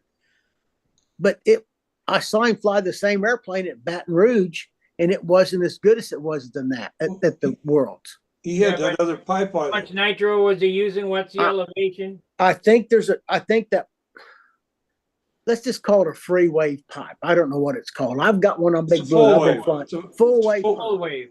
That full wave wants to run 9,300. And if you haven't got a prop that runs 9,300 and pulls that airplane right, you got a problem. And that day at the Nats, he had everything. It was right, dude. It was righteous. I fly mine the other day with that free wave pipe, and I had on 64-foot lines. It was just too fast. I said, well, I'm just going to rich it and see what it does. So I started enriching that sucker back 100 RPM and thought, well, that's nice. And that sucker jumped back up again and came up. That pipe says, I demand you to run 9,300 on my setup. And it didn't care where you put that needle. It was going to stay 9,300. And I thought, well, ain't that something? So the magic, in my opinion, Robert's going to be getting the right prop, the right nitro to be 93 to the right speed you want. It's what I think it's going to take. And you're not going to run the same prop everywhere you go. when the density altitude goes up or down, you have to change prop pitch to make it go the speed you want. Because that engine's going to say, I'm running 93. I don't give a damn what you put the needle. I'm here and I'm staying here. That's why I like my super taggers. Adjust it once and leave it. Back in the day, I think I could go the whole season without touching my needle valve. Yeah, Back in the day. how mine And- work. Yeah. I mean, I might click it up one click and then I come back and next flight, put it back where it was, you know? In my opinion, every time the temperature, humidity, density, altitude changes, the needle's got to be changed and the nitro's got to be changed. If you was sharp enough and you knew that you could set that needle right there and the temperature go up 5 degrees, that go up 2% nitro, it'd stay there. It go down 2 degrees, go down 2% nitro. Go up 10 degrees, go up 10%. I do think there's a place if you would change nitro that you could leave the needle set. But who can the tack will lie to you all. I mean, I know nobody else believes this, but the tack will lie to you. I That don't use tack the doesn't tack. mean nothing. When it's 80 degrees or 100, you can't set the tack the same. It won't work. I don't It's use got- the tack. I use my ear. You got to hear that na-na-na or whatever you hear. It's got to sound the same. Where I learned this was at Albuquerque. Don Cranfield was launching me. And I was trying to set that tack to that, 9,500 and it was rich. And he said, Joe, just set that needle where it sounds the same. And I thought, okay. And I'd put 30% nitro in this airplane out. It was 8,800 feet density altitude. And I just run that old needle in till I had the same sound as I did at home. And it was 900 RPM more. But that engine performed the same as it did at home. The tack will not work when you change density altitudes. It ain't gonna work, y'all. I mean, I know I'm the only one in this room might believe that. When you start beating me, we'll talk about it. I believe it. I believe that, Joe. You know, we live here in Salt Lake. Our field is about just right around 5,000 feet. That's getting up there. And so we do all our flying, and we trim and everything for that density altitude. Sure. And we have fun because everywhere else we go, it's down and out. You got excess power whenever you go somewhere else. Oh yeah, except there's one problem. I can do the whole pattern in 4 ounces up here, and I cannot get through I need more fuel. That's right. If you would go to 5% nitro when you come downhill, it'd help you some too. Yeah. So, but it's fun when we go over to Colorado, over to Denver. I don't know if they're still doing the contests. We used to go over to Denver to fly, and they're a little bit higher than us. You could say they're right close to around at the field, right close to around 5,500 feet. And it's funny because all guys come from lower, come up Like there. me. Yeah, and they're fighting it. We'll go over there and we're flying right with them because we're basically dang near close to the same altitude. That same weekend, I flew Big Blue with that Rojet 67 on a pipe. I went up a half a pitch and poured 30% nitro to that rascal and set that needle to the right sound. And I had me something, but I had more pitch on the prop where I could go a little faster lap speeds and the nitro to pull it. Yeah. But it was, there in Tulsa, Joe. we're 620 here. So you're So on the a hot best. day, we're 3,400 on a hot day. So you're about the same as the Nats, and you're the same as St. Louis, Close to it. right? But Tucson's Within high, 100 of foot. course. Hot, Tucson's high. Albuquerque's probably 4,700 or 80-degree day. You're 8,800. That's way up there, man. That's getting. Yep. Same People for were us. leaning their engines trying to get more power. I just tipped that can, and that sucker runs so good it was scary. I thought, well, that's Don Cranfield helped me learn that. Gordon will tell you the story about when he was at a contest and he ran out of stunt fuel. He had his combat fuel there, 30% nitro. Super Tiger 46 in his airplane. He poured that 30% nitro in there, and it was it never come out of a 4-stroke. This That's grunt. This grunt. growl. Oh man, Yeah, That but sounds how like much a more fuel did he burn? quarter ounce, That's all? probably so. I don't know that, but Golly. that LA 46 and that Venus, it likes that 20%. It just growls all the time. That thing don't sound Yeah, like a open to- 46. Hmm. Got a So special. I mean, I know it is because I looked in the front of it. Yeah, it is. But I swan to you listen to Joe's airplane, you'll say, no, that's a 51 or that ain't no 46. It don't sound like a 46. It's And I run making some, 46s a lot. it's making serious good power, man. And it doesn't That it never is. speed up to speak of. It just Yeah, that's a nice They airplane. just grunt. yes. So you're saying the higher the altitude, the more fuel you need, right? Nitro, you need No, more. The more less. nitro, which nitro is going to mean more fuel. That's correct. I don't know. Depends. I can't say that it's always going to be. If I can make it on 4% on 10, if I use 20, I'd put 4.25 anyhow. And if you use 30, I'd probably go up to 4 3/8, 4.5. You know, you're going to open the needle when you put more nitro to it, typically speaking, because See, it's making more power. I know if you get used to flying, just to talk stuff that most people will know.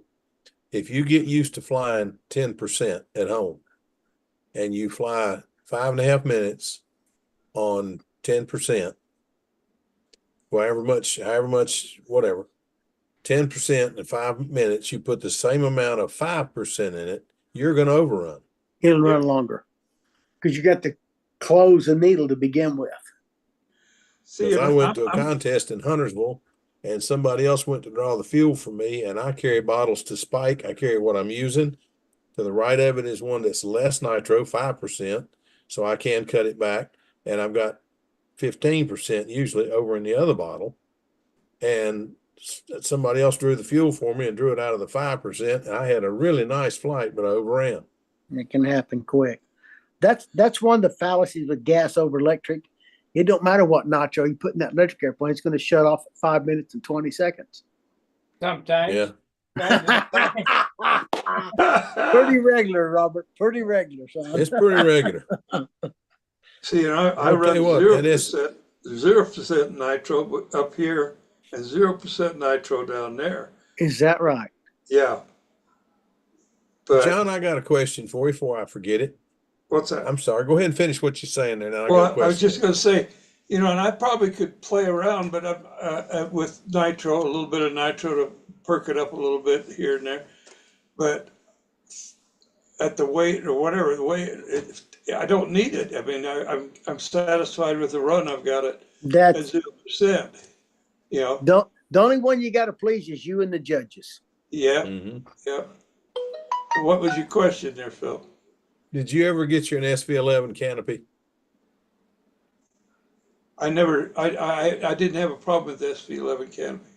Oh, I thought your canopy split when you was pulling No, it off or something. that was somebody else. My canopy is okay.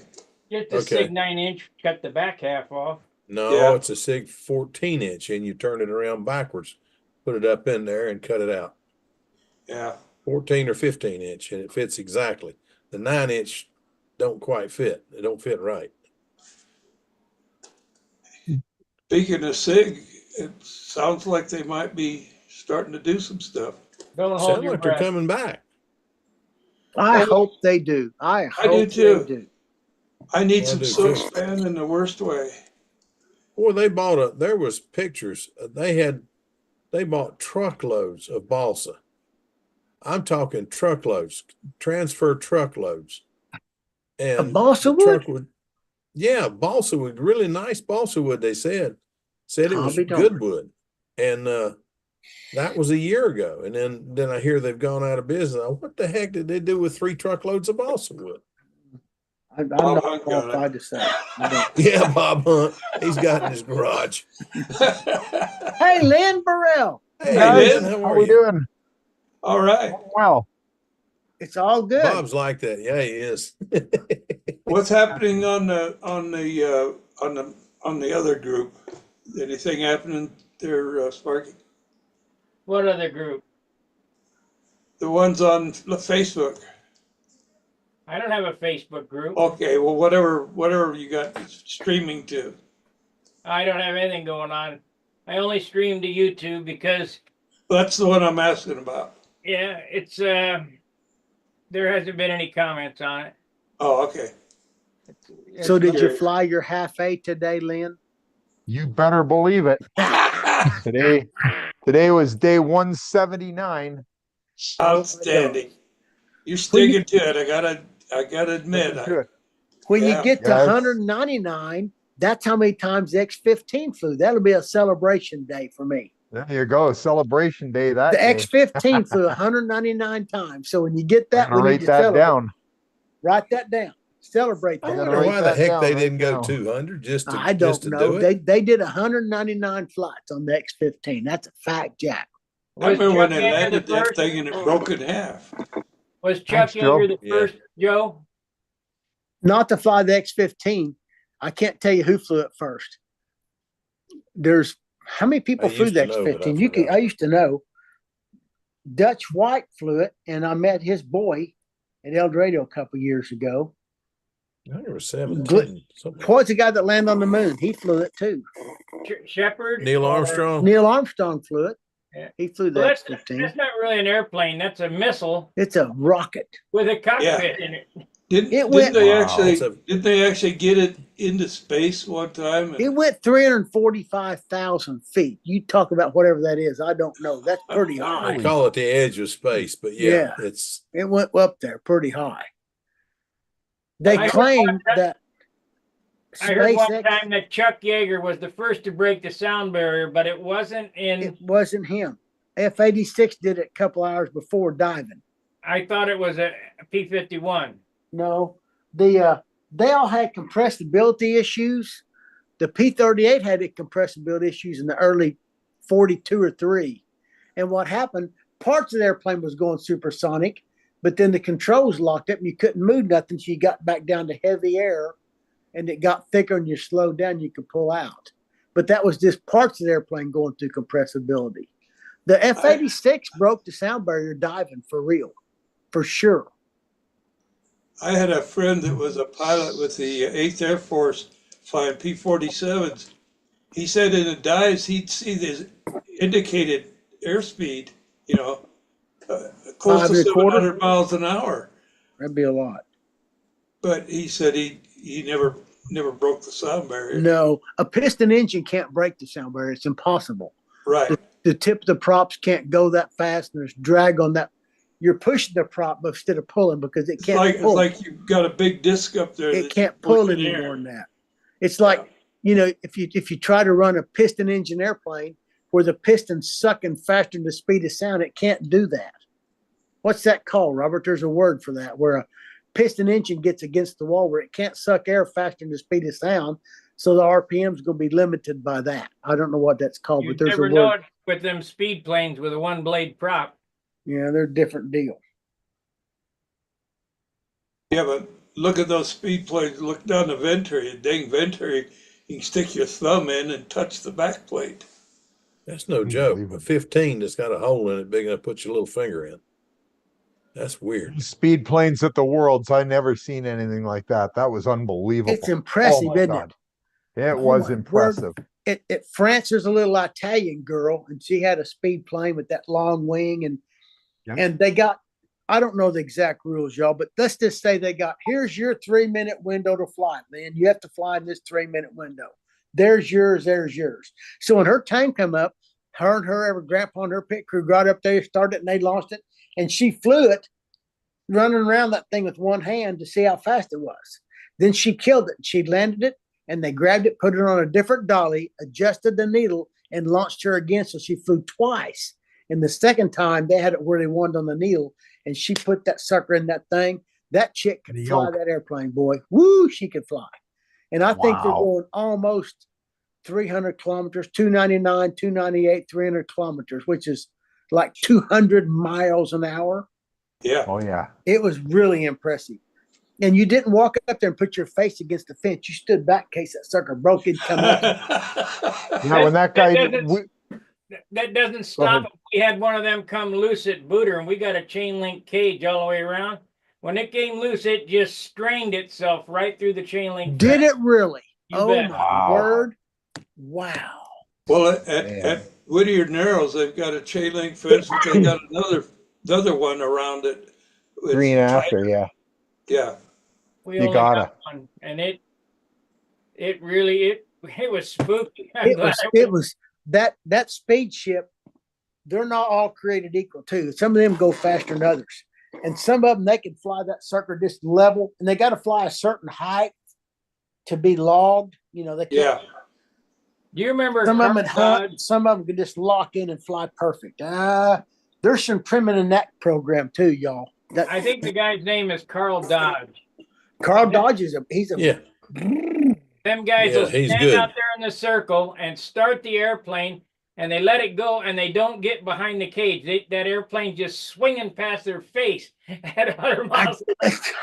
it's unbelievable, man. It is impressive, and it's on a. Is it a 15 cc Yeah. engine? Yeah, Games, yeah. F2A or whatever is 15. No nitro 15. What? Oh my gosh! And that you'd hear them take off and they get airborne. Then they It's like come It on gets up pipe. on the pipe. Look They go out. to piss Oh, yeah. off mode quick, boy. It goes from like I'm pissed Once off it now. gets Get up out of on the the way. pipe, look out. Oh my gosh, it was impressive. It was. I watched that too We were- in France. We were down there when the one went 308 kilometers an hour, and I tell you, you didn't see anything. It's just the sound. It's just The it's sound just was unreal. Voo, voo, voo, Yeah, you see voo, nothing. There's voo, nothing to voo. see. You don't see it. You can't see it. It's just I going, can't figure and all how you the hear is pilot that moves around the that pylon whale. that fast. They're young and agile. Is all I Yeah. got. No, Yeah, that's no, what it no. is. Joey Matheson is huge, and he jumps around that pylon like it's nothing. He does. That's an impressive game, my opinion. It is an impressive game. What's the Wow. lap on one of those? What'd you say? With the rough Lap lap. time?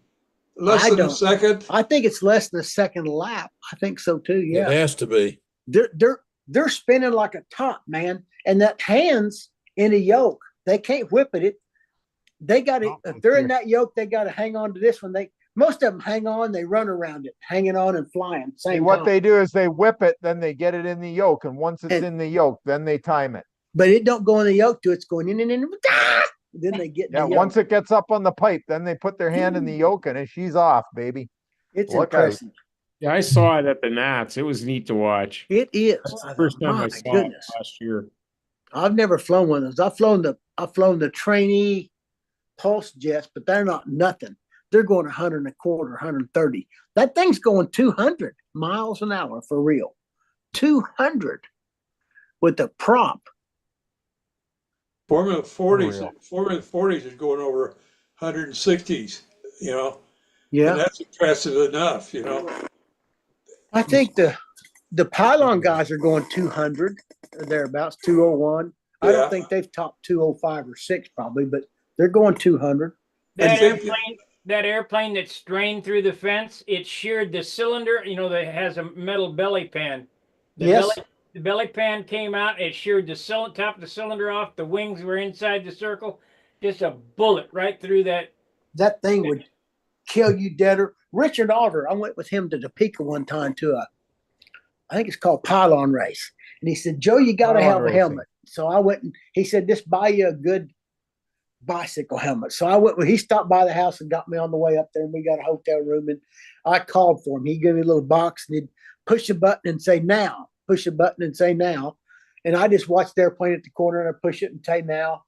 And that bicycle helmet is a total waste of time. Uh-huh. A That motorcycle. That thing ever hit you in the going face? That sucker's going 200 mile an hour. If I said 30 feet from you, it ain't much more than that around that corner on Knife Edge. If you look straight ahead and don't move, you can't tell what color that everything's gray. Every damn thing's gray. It just goes by. Well, those airplanes were in the don't have a cage? throttle, do they? No throttle. I was between the two posts on one end, right in the middle, beside Richard. And when they'd cross this one, I'd push a button. And then in so many seconds, he'd make it go. He'd say, okay, so now. And that'd tell him when to turn down here. Then I'd reset and I'd watch when it crossed there. I'd push the button, look down, and I'd say, now. And he'd turn. So I just was a timer, around that thing. Wow. But it's going so fast right there, man. I mean, it's on Knife Edge, and Richard flew his at the same height as the pole. I mean, however high them poles are. If that thing hits you, Leonard, in the ankle, it'd kill you. Well, they Yeah. climb into the wind and dive out of the wind, and they really scream. They scream. Oh my gosh. Oh, yeah. And when you launch it, he said, just do like a stunt ship, just turn it loose. Well, the big dogs would push him and throw him. But I held that Oh, yeah. sucker. I was ready. I wanted it to go, dude. When that light turned green, I turned that pig loose. I wanted away from it. That screaming made me running 26,000 RPM. It needed to go away, as far as I was concerned. Yeah, now. It was that. Oh man. I got picked to work the horn at an FAI for the sailplanes. And you got the same instant of speed, but there's no sound except the wings crying. They sound like they're going to fold any second. Just it's wild. But you go, the weird thing is you're I don't know how far it is. It's not a quarter mile, but it's a long way from where this pylon and this pylon. Well, you're out here and you're supposed to, when that thing comes by, as soon as it goes past the line where the pylon is, you tap that button. And the hardest thing is to not push that button and hang on to it until you hear it. Because there's several seconds there that you don't hear the sound get to you. Is that right? And the sailplane's already gone. You don't hear it. Well, the RC But speed you record- literally got to spot the airplane because you don't hear it coming. It's just you hear it cry when it's turning that corner and going back the other way. And it's like saying a knife edge. But the guys that are really good, they make 2 laps and they start way up and it's hard to see. But that last turn, last time he comes by, he's only about 500 feet. And the really fast guys like Lamont Payne, when he went by the finish line, he was about 10 feet off the ground and pulled up. He Steve, used gravity to get there all the way yeah, down. and Scott Miller was in the same thing, man. Those guys, oh boy, they could fly. They're First skilled. guy in the X-15, Joe, was Scott Crossfield. And that's one that broke That's the it. back of it. He was He North landed. Americans. He was North Americans test pilot. Cross was, and he died in a Cessna 210. Oh 4 or no, 5 years ago. Yes, that's So right. you guys are talking about speed planes. You know the fastest model airplane is a slope sailor. It's a Yep. glider. yeah, Right. Glider. that's a glider. It's what is it? 400 Close to miles an hour. 400 miles an hour now. They're doing loops on that ridge wave. Fastest. I don't want to be near that. That sucker goes by so fast you can't see it. They do go down. loops. They go down and do a loop and come back, and they're doing lazy eights. Is what they're really doing. Oh, I thought they was doing loops. No, he's turning. He's going down there and doing a half a split S, doing half a loop, and then rolling the plane over on its back, coming back, doing it again, rolling the plane over its back, doing all this just about that fast. I mean, it's 548 ripping. miles an hour. 540. I gas. tried to. I I built know. one. It's hanging out in the building to go fly with some of those guys, and I just wanted to go fly with them. I thought we was going out to practice. I mean, I just thought it was going to be a friendly little thing. I figured, they go out there and start flying like that. I put my transmitter back in the car. I never did get the airplane out of the car. I watched them. I said, man, I can't think that darn fast. No, that's now that may be an airplane that can pull 25 G's right there. Yeah. That may can pull 25. Going 500 mile an hour, it's got some lift. I tell you what, you build them heavy. You do not build the main spar out of balsa. I mean, it's not Len, balsa. It's oak. your sound is off. There you I don't go. want to be around anything going that fast. I'm getting a truck No and thanks. leaving. I'm leaving. Yeah. That thing come through the window See ya. and kill you. That's right. Because you just think, guy loses control of that. You have no idea where it's going. That's There's the going to be a truth. scatter pattern. That's The There's bad almost, going to thing be a is when the scatter wings- pattern.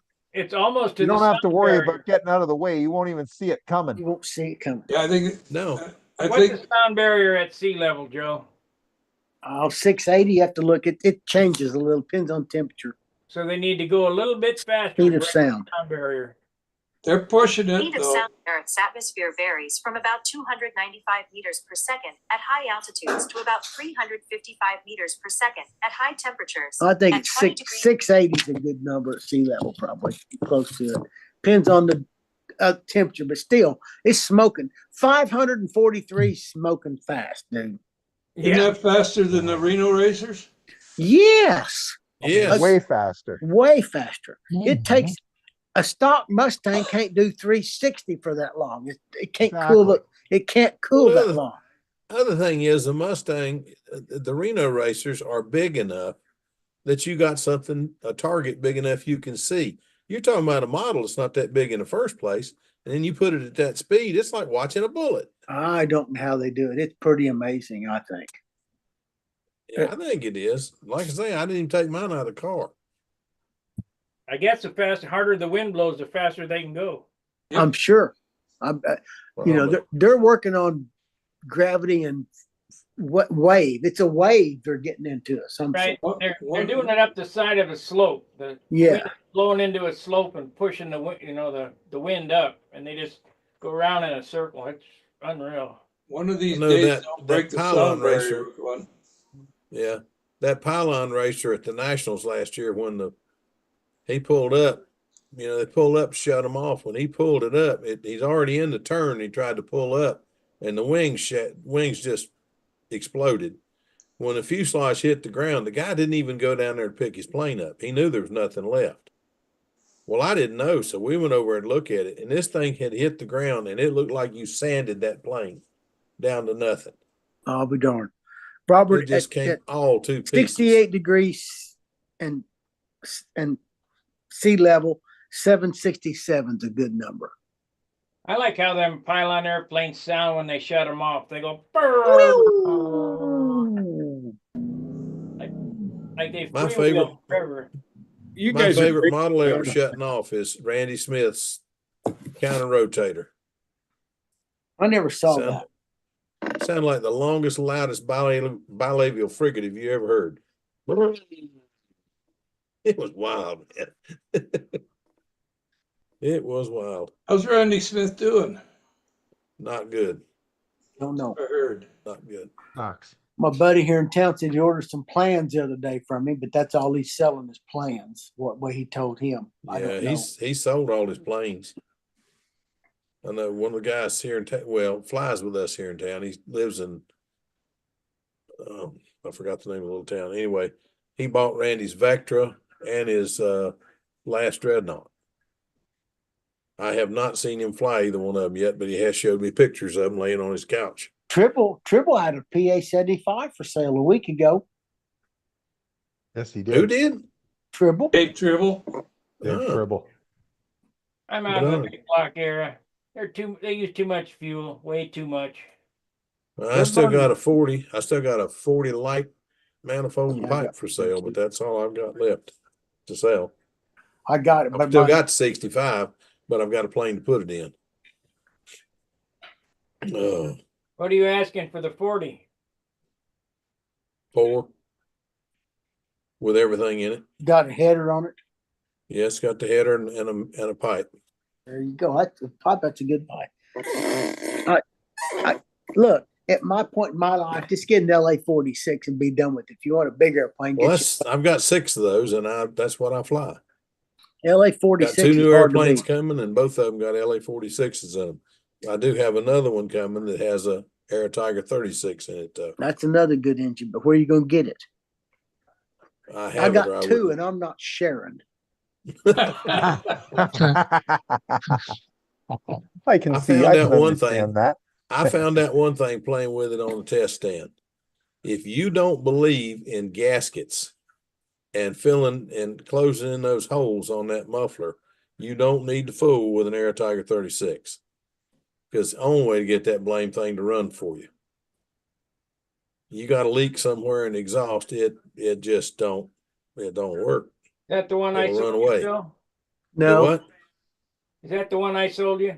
I don't think I bought an Aero Tiger from you. Phil, I sold it. Phil. I've run one of the Air Tigers that I got from you. Yeah, the other one's one of them's Air Tiger, one of them was a Thunder Tiger.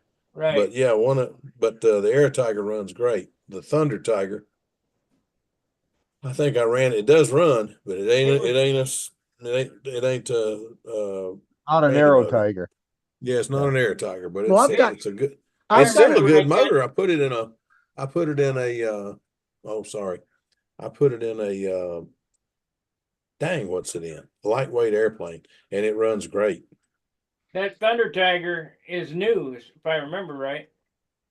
No, I didn't get the new one. Somebody else got that. I've got a Thunder Tiger that Randy Smith went through and made it the same as the Aero Tiger, just hadn't got the piston and sleeve. But he did the whatever he does, the heads and the liners and all The that. breathing on it. Yeah, I've never run that engine, but they say Yeah, it'll did the machine, yeah. right. Hadn't got that light. My Aero Tiger and that Cavalier is stupid. If you want it to run 8,800, set the needle for 8,800. If you want to run 8,900, set it for 89. If you want 9,000, set it for 9,000. It's the stupidest engine I ever had in my life. It'll run wherever you put it. It just don't care. There's something magical about that. Have you found that to be true, Phil? Mm-hmm. Wherever you put it, it'll stay there. It's a great motor. It is. Oh my gosh.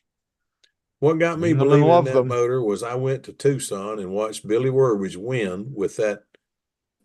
God, I can't remember the name of the airplane. It's the red and black airplane, Vulcan.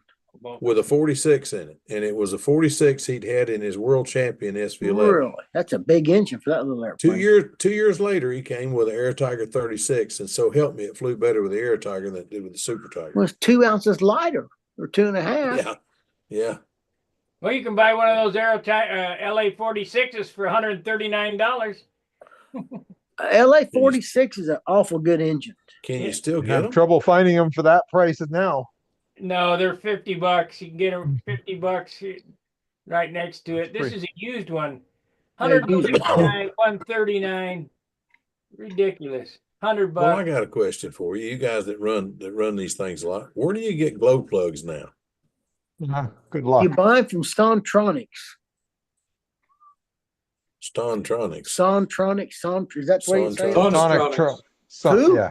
Sonotronics. Yeah, every Sonic Thanksgiving Tronics. they have a sale. Okay. Well, I hate to wait till next Thanksgiving, but I'll Well, have to buy a couple $100 worth. Yeah, but yeah, they're available.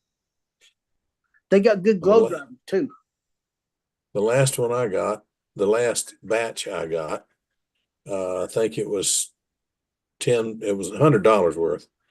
I got, I think, 10 glow plugs. And if you looked at the wire, if you looked at the glow plug, the wire did not come to the end of the glow plug. It's So it would Sontronics. It would light up beautiful and it would start the motor, but as soon as you took the battery off, the thing died. I've never had any trouble with the Sontronics. They got several. They got 2-stroke and 4-stroke. For me, if I'm buying the F-type OS Max engine replaces OF Type F. They're $15.59 a piece. But in my opinion, that's a fine glow plug. SOT301 OS Max engine replaces the OS Type F. It's a 4-stroke plug. Yeah, that's what I run. They're great plugs. They're outstanding, Joe. I've used those I don't too. know They're anything really better. good plug. I don't know anything. You know how better. much those plugs cost here? $15.59. Hey, $25 a plug here in Canada for one. You better order them at Thanksgiving and get you a dozen then. Yeah, I think I might have to. I'm writing it down. They got a SO302 is an Enya plug, type for an Enya. It's $14.59. That plug works good too. It It's not does. as good as the OS, but it One of those does. Enya threes? OSF, And Joe? your number threes? OSF, Joe. Yes, that's what it is. SOT301 OS Max engines. The comment is replaces the OS Type F plug. Well, here's And you can see- OSF, 3 plugs for $40. That's it. But 30 bucks. That F plug's got a little space on the bottom where it's just a kiss longer. The threads don't go to the base, if that makes sense, Right. to the bottom. And that Yeah. Enya plug's the same way. Mm-hmm. The Enya plug, Joe. I've used Enyas. The Enyas for me, I have to use a different washer because my glow driver won't snap over them good. Is it? Yeah, that's what I Yeah, found too. But You- I've got yeah, washers that'll fix that. Oh, okay. They're Cool. skinnier washers, so they sit inside the lands where you can snap over and it doesn't stick out so far. I've Okay. got a bunch Oh. of plug washers I use on that. Okay, that's cool. So There's those other Enya plugs. plugs, are they Enya number threes? Yes. Enya Okay. number 3 is a great plug if you can get them. Yeah, Okay. yeah, that's right. You can always go to rcjapan.net to get the glow plugs. There you go. RC Got a who? bunch of Enya 3s. I'm RC going to buy Japan some more of them. net. RC Japan. Yes. Yeah, RC Japan, .net. yes. Yeah, Um, I've got no problems ordering for them from them. what were you using the F plug for? For anything or? Yeah, big bore, Fox 35s and up, hot plug. The big F's hot. just stay lit brighter longer. The Yeah, Fs were, aren't they for 4-stroke normally? They are. Yep. That's correct. They But a are, but they four-stroke work just great goes for bang stunt. every fourth time, where we're doing every other. But if you're running 8,800 RPM, that sucker's still glowing hot, and it goes, man. I mean, there Stuart, for there your might be a stuff, better that's the plug, but best I plug don't you know can what get. it is. What? Say what, Yeah, Phil? those are the. I didn't say it. I think it was Stuart said something. Those are the Oh. best plugs you can get, Stuart. They're amazing. I think so too. What's that? Those The OSF Type F. Yeah, Type F plug. Type F. But they're expensive here. They're $25 here for one plug. But you if can you get 'em run from it somewhere 500, else- they'll run a long time. Yeah, they run a long time, but they're a great plug. The diameter of the wire. We've got a guy here that straightens the plugs out with a straight pin, trying to save it, make it go longer. Hey, everybody does today. They cost too much. I've even put Yeah, them in best my you can. little. I got a little machine that vibrates really hard. I forget what you call it. Ultrasonic. What do you call it? Ultrasonic. Ultrasonic. And I That's put it it. in there, and you can vibrate them, and stuff will come off. That plug has my plugs end up with a little white looking powder on them. Yeah, Have you ever seen that? yeah. And sometimes that ultrasound will knock that off. What do you use for fluid? Water and soap. Okay. I've wanted to use detergent or soap. detergent. Yeah, this soap. Yeah, I don't some Dish kind of soap, soap. yeah. I don't know. Something vibrates it. I've wanted to use thinner, but I ain't got the nerve to do that. Is that safe to do? It vibrates pretty hard. I don't know if it. I don't know. Hey, Joe, try it outside the first time. I'm scared to do it, but Colleen might be upset if you blow the house up. I've never, with the fuel I've made, I've never had a tater as such. I've seen taters on people's stuff, but I've never had one. But I have seen mine get a little white coating on that wire. And Yeah. I think the white coating comes from my adding Armor All to the fuel, but I can't prove that to nobody. If you want to experiment with that, you could take a jar, glass jar, and fill it with what were you going to use? What did you say you wanted to try? Like lacquer thinner, it would have some bite. So you put that into a little small jar and then fill the ultrasonic with water and then put it inside because the ultrasonic will go through the jar. That might be a brilliant idea. To see if it clean the You plug. won't have a huge tank full of it, right? Uh-huh. Exactly. It'll go through the cool. glass. That's Yeah, a good it'll work. idea. That's a good idea. I did That's a not good think idea. that is. I like that.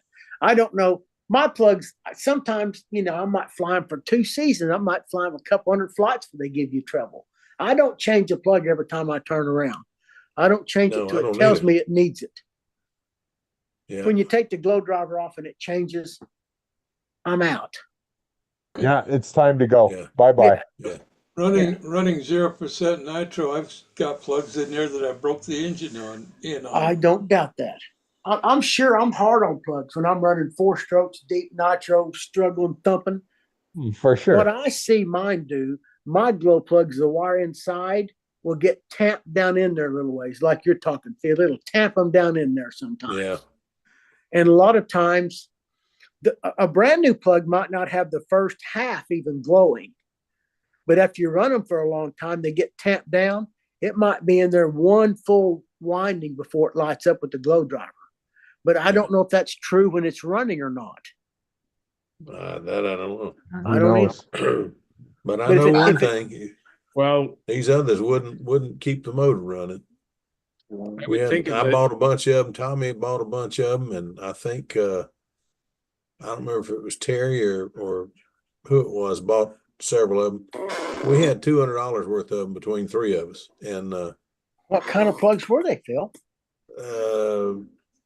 Sig. SIG. I'm not proud of SIGs. I've had trouble with them.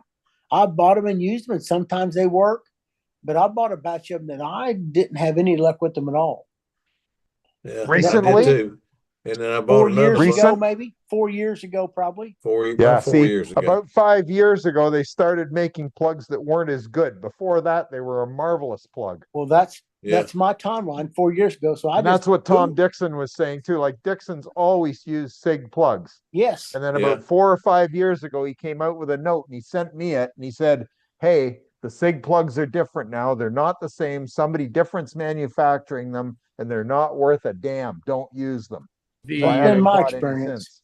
the So coil that's what the inside, problem is. the coil inside of those, aren't they covered in platinum? That's what I understand, and I don't know all there is to know about there. There's different grades of that too. They tell me, and Well, I'm not you don't knowledgeable put enough. it on as- They don't electroplate it on as thick. That could be the difference. Maybe it is. There's more to that than I know. That It could cost, be. platinum's gotten so expensive. Look, if I got to buy a $25 plug to beat Lynn, I'm buying it. Yeah, I hear you, Joe. I'm buying one tomorrow then. Money is Well, you no remember at object, one- right, Joe? Remember at Hey, one Stuart, time, not the on plug they had was $25. a miracle It plug. ain't. Stuart, you're still a couple of thousand flights away. You're gonna have to practice some more, but yeah, Oh, get shut one. up. Y'all remember at one point the Fox Miracle plug was the plug to have. Hey, I've got some of those that work good too. That's 25 years old. Well, used I've to got run- I I've used to got a run few of them TNB left, in but I don't know if I'll McCoys. ever use them or not. I was If flying you- a brand if new you- model. If you got a Put 'em- 25-year-old Miracle plug, put it in there. I think you might like it. If you got Yeah. one made in the 2000s, you might not have nothing. Yeah, I put one in the plane at a contest, and just somebody told me I needed to change the plug, and I was stupid enough to do it because I wasn't having any problem that I knew of with what was in it. But I put this new plug in, and first flight, the darn thing flamed out inverted. Put me out of the contest quick. Hey, here's messages from the chat box. It says Bryce Rackley says just been to a funeral today of another one of the great control line flyers, Dave Wright. He flew at the World, Oh no. and the last one was 216 in Perth, Australia. Oh, I remember reading about him years ago. It's been a while. I have an airplane out in the garage that flew at the Perth 2016 World Championships. A guy named Yeah. Casminato flew it there. No big deal. No big surprise. The Wow, I engine's know that writ guy. right on it. Perth 2016. Wow. You know, I actually made that team to go to that, but I couldn't afford to go. I could have gone to that if I'd All had that the money money. you got? What money? My money's worth nothing in your world, Sparky. What's the exchange rate now? I don't know, but it's scary. Around Oh. 40, You know, Stuart? around 40, maybe 41 or 2. I don't know. It's You're kidding me. It's bad. It's really, really I'm- bad. Like I'm I sorry can't. to hear that.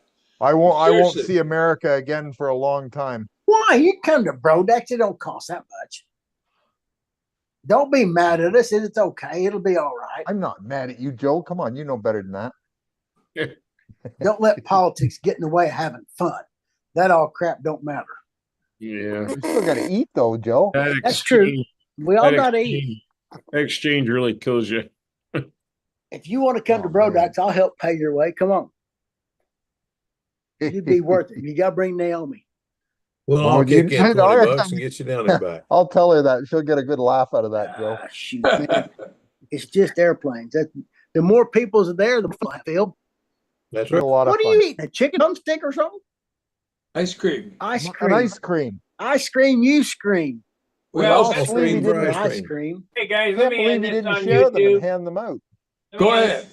Let me end this on YouTube. Appreciate you guys watching. Make sure you like, subscribe, and share. We're 5 away from I think it's 4,700. So if you're not subscribed, make sure to subscribe and click the bell for notifications so you get notified when we come on. Let me see if I can get off of here now. And the dashboard content. Ridiculous.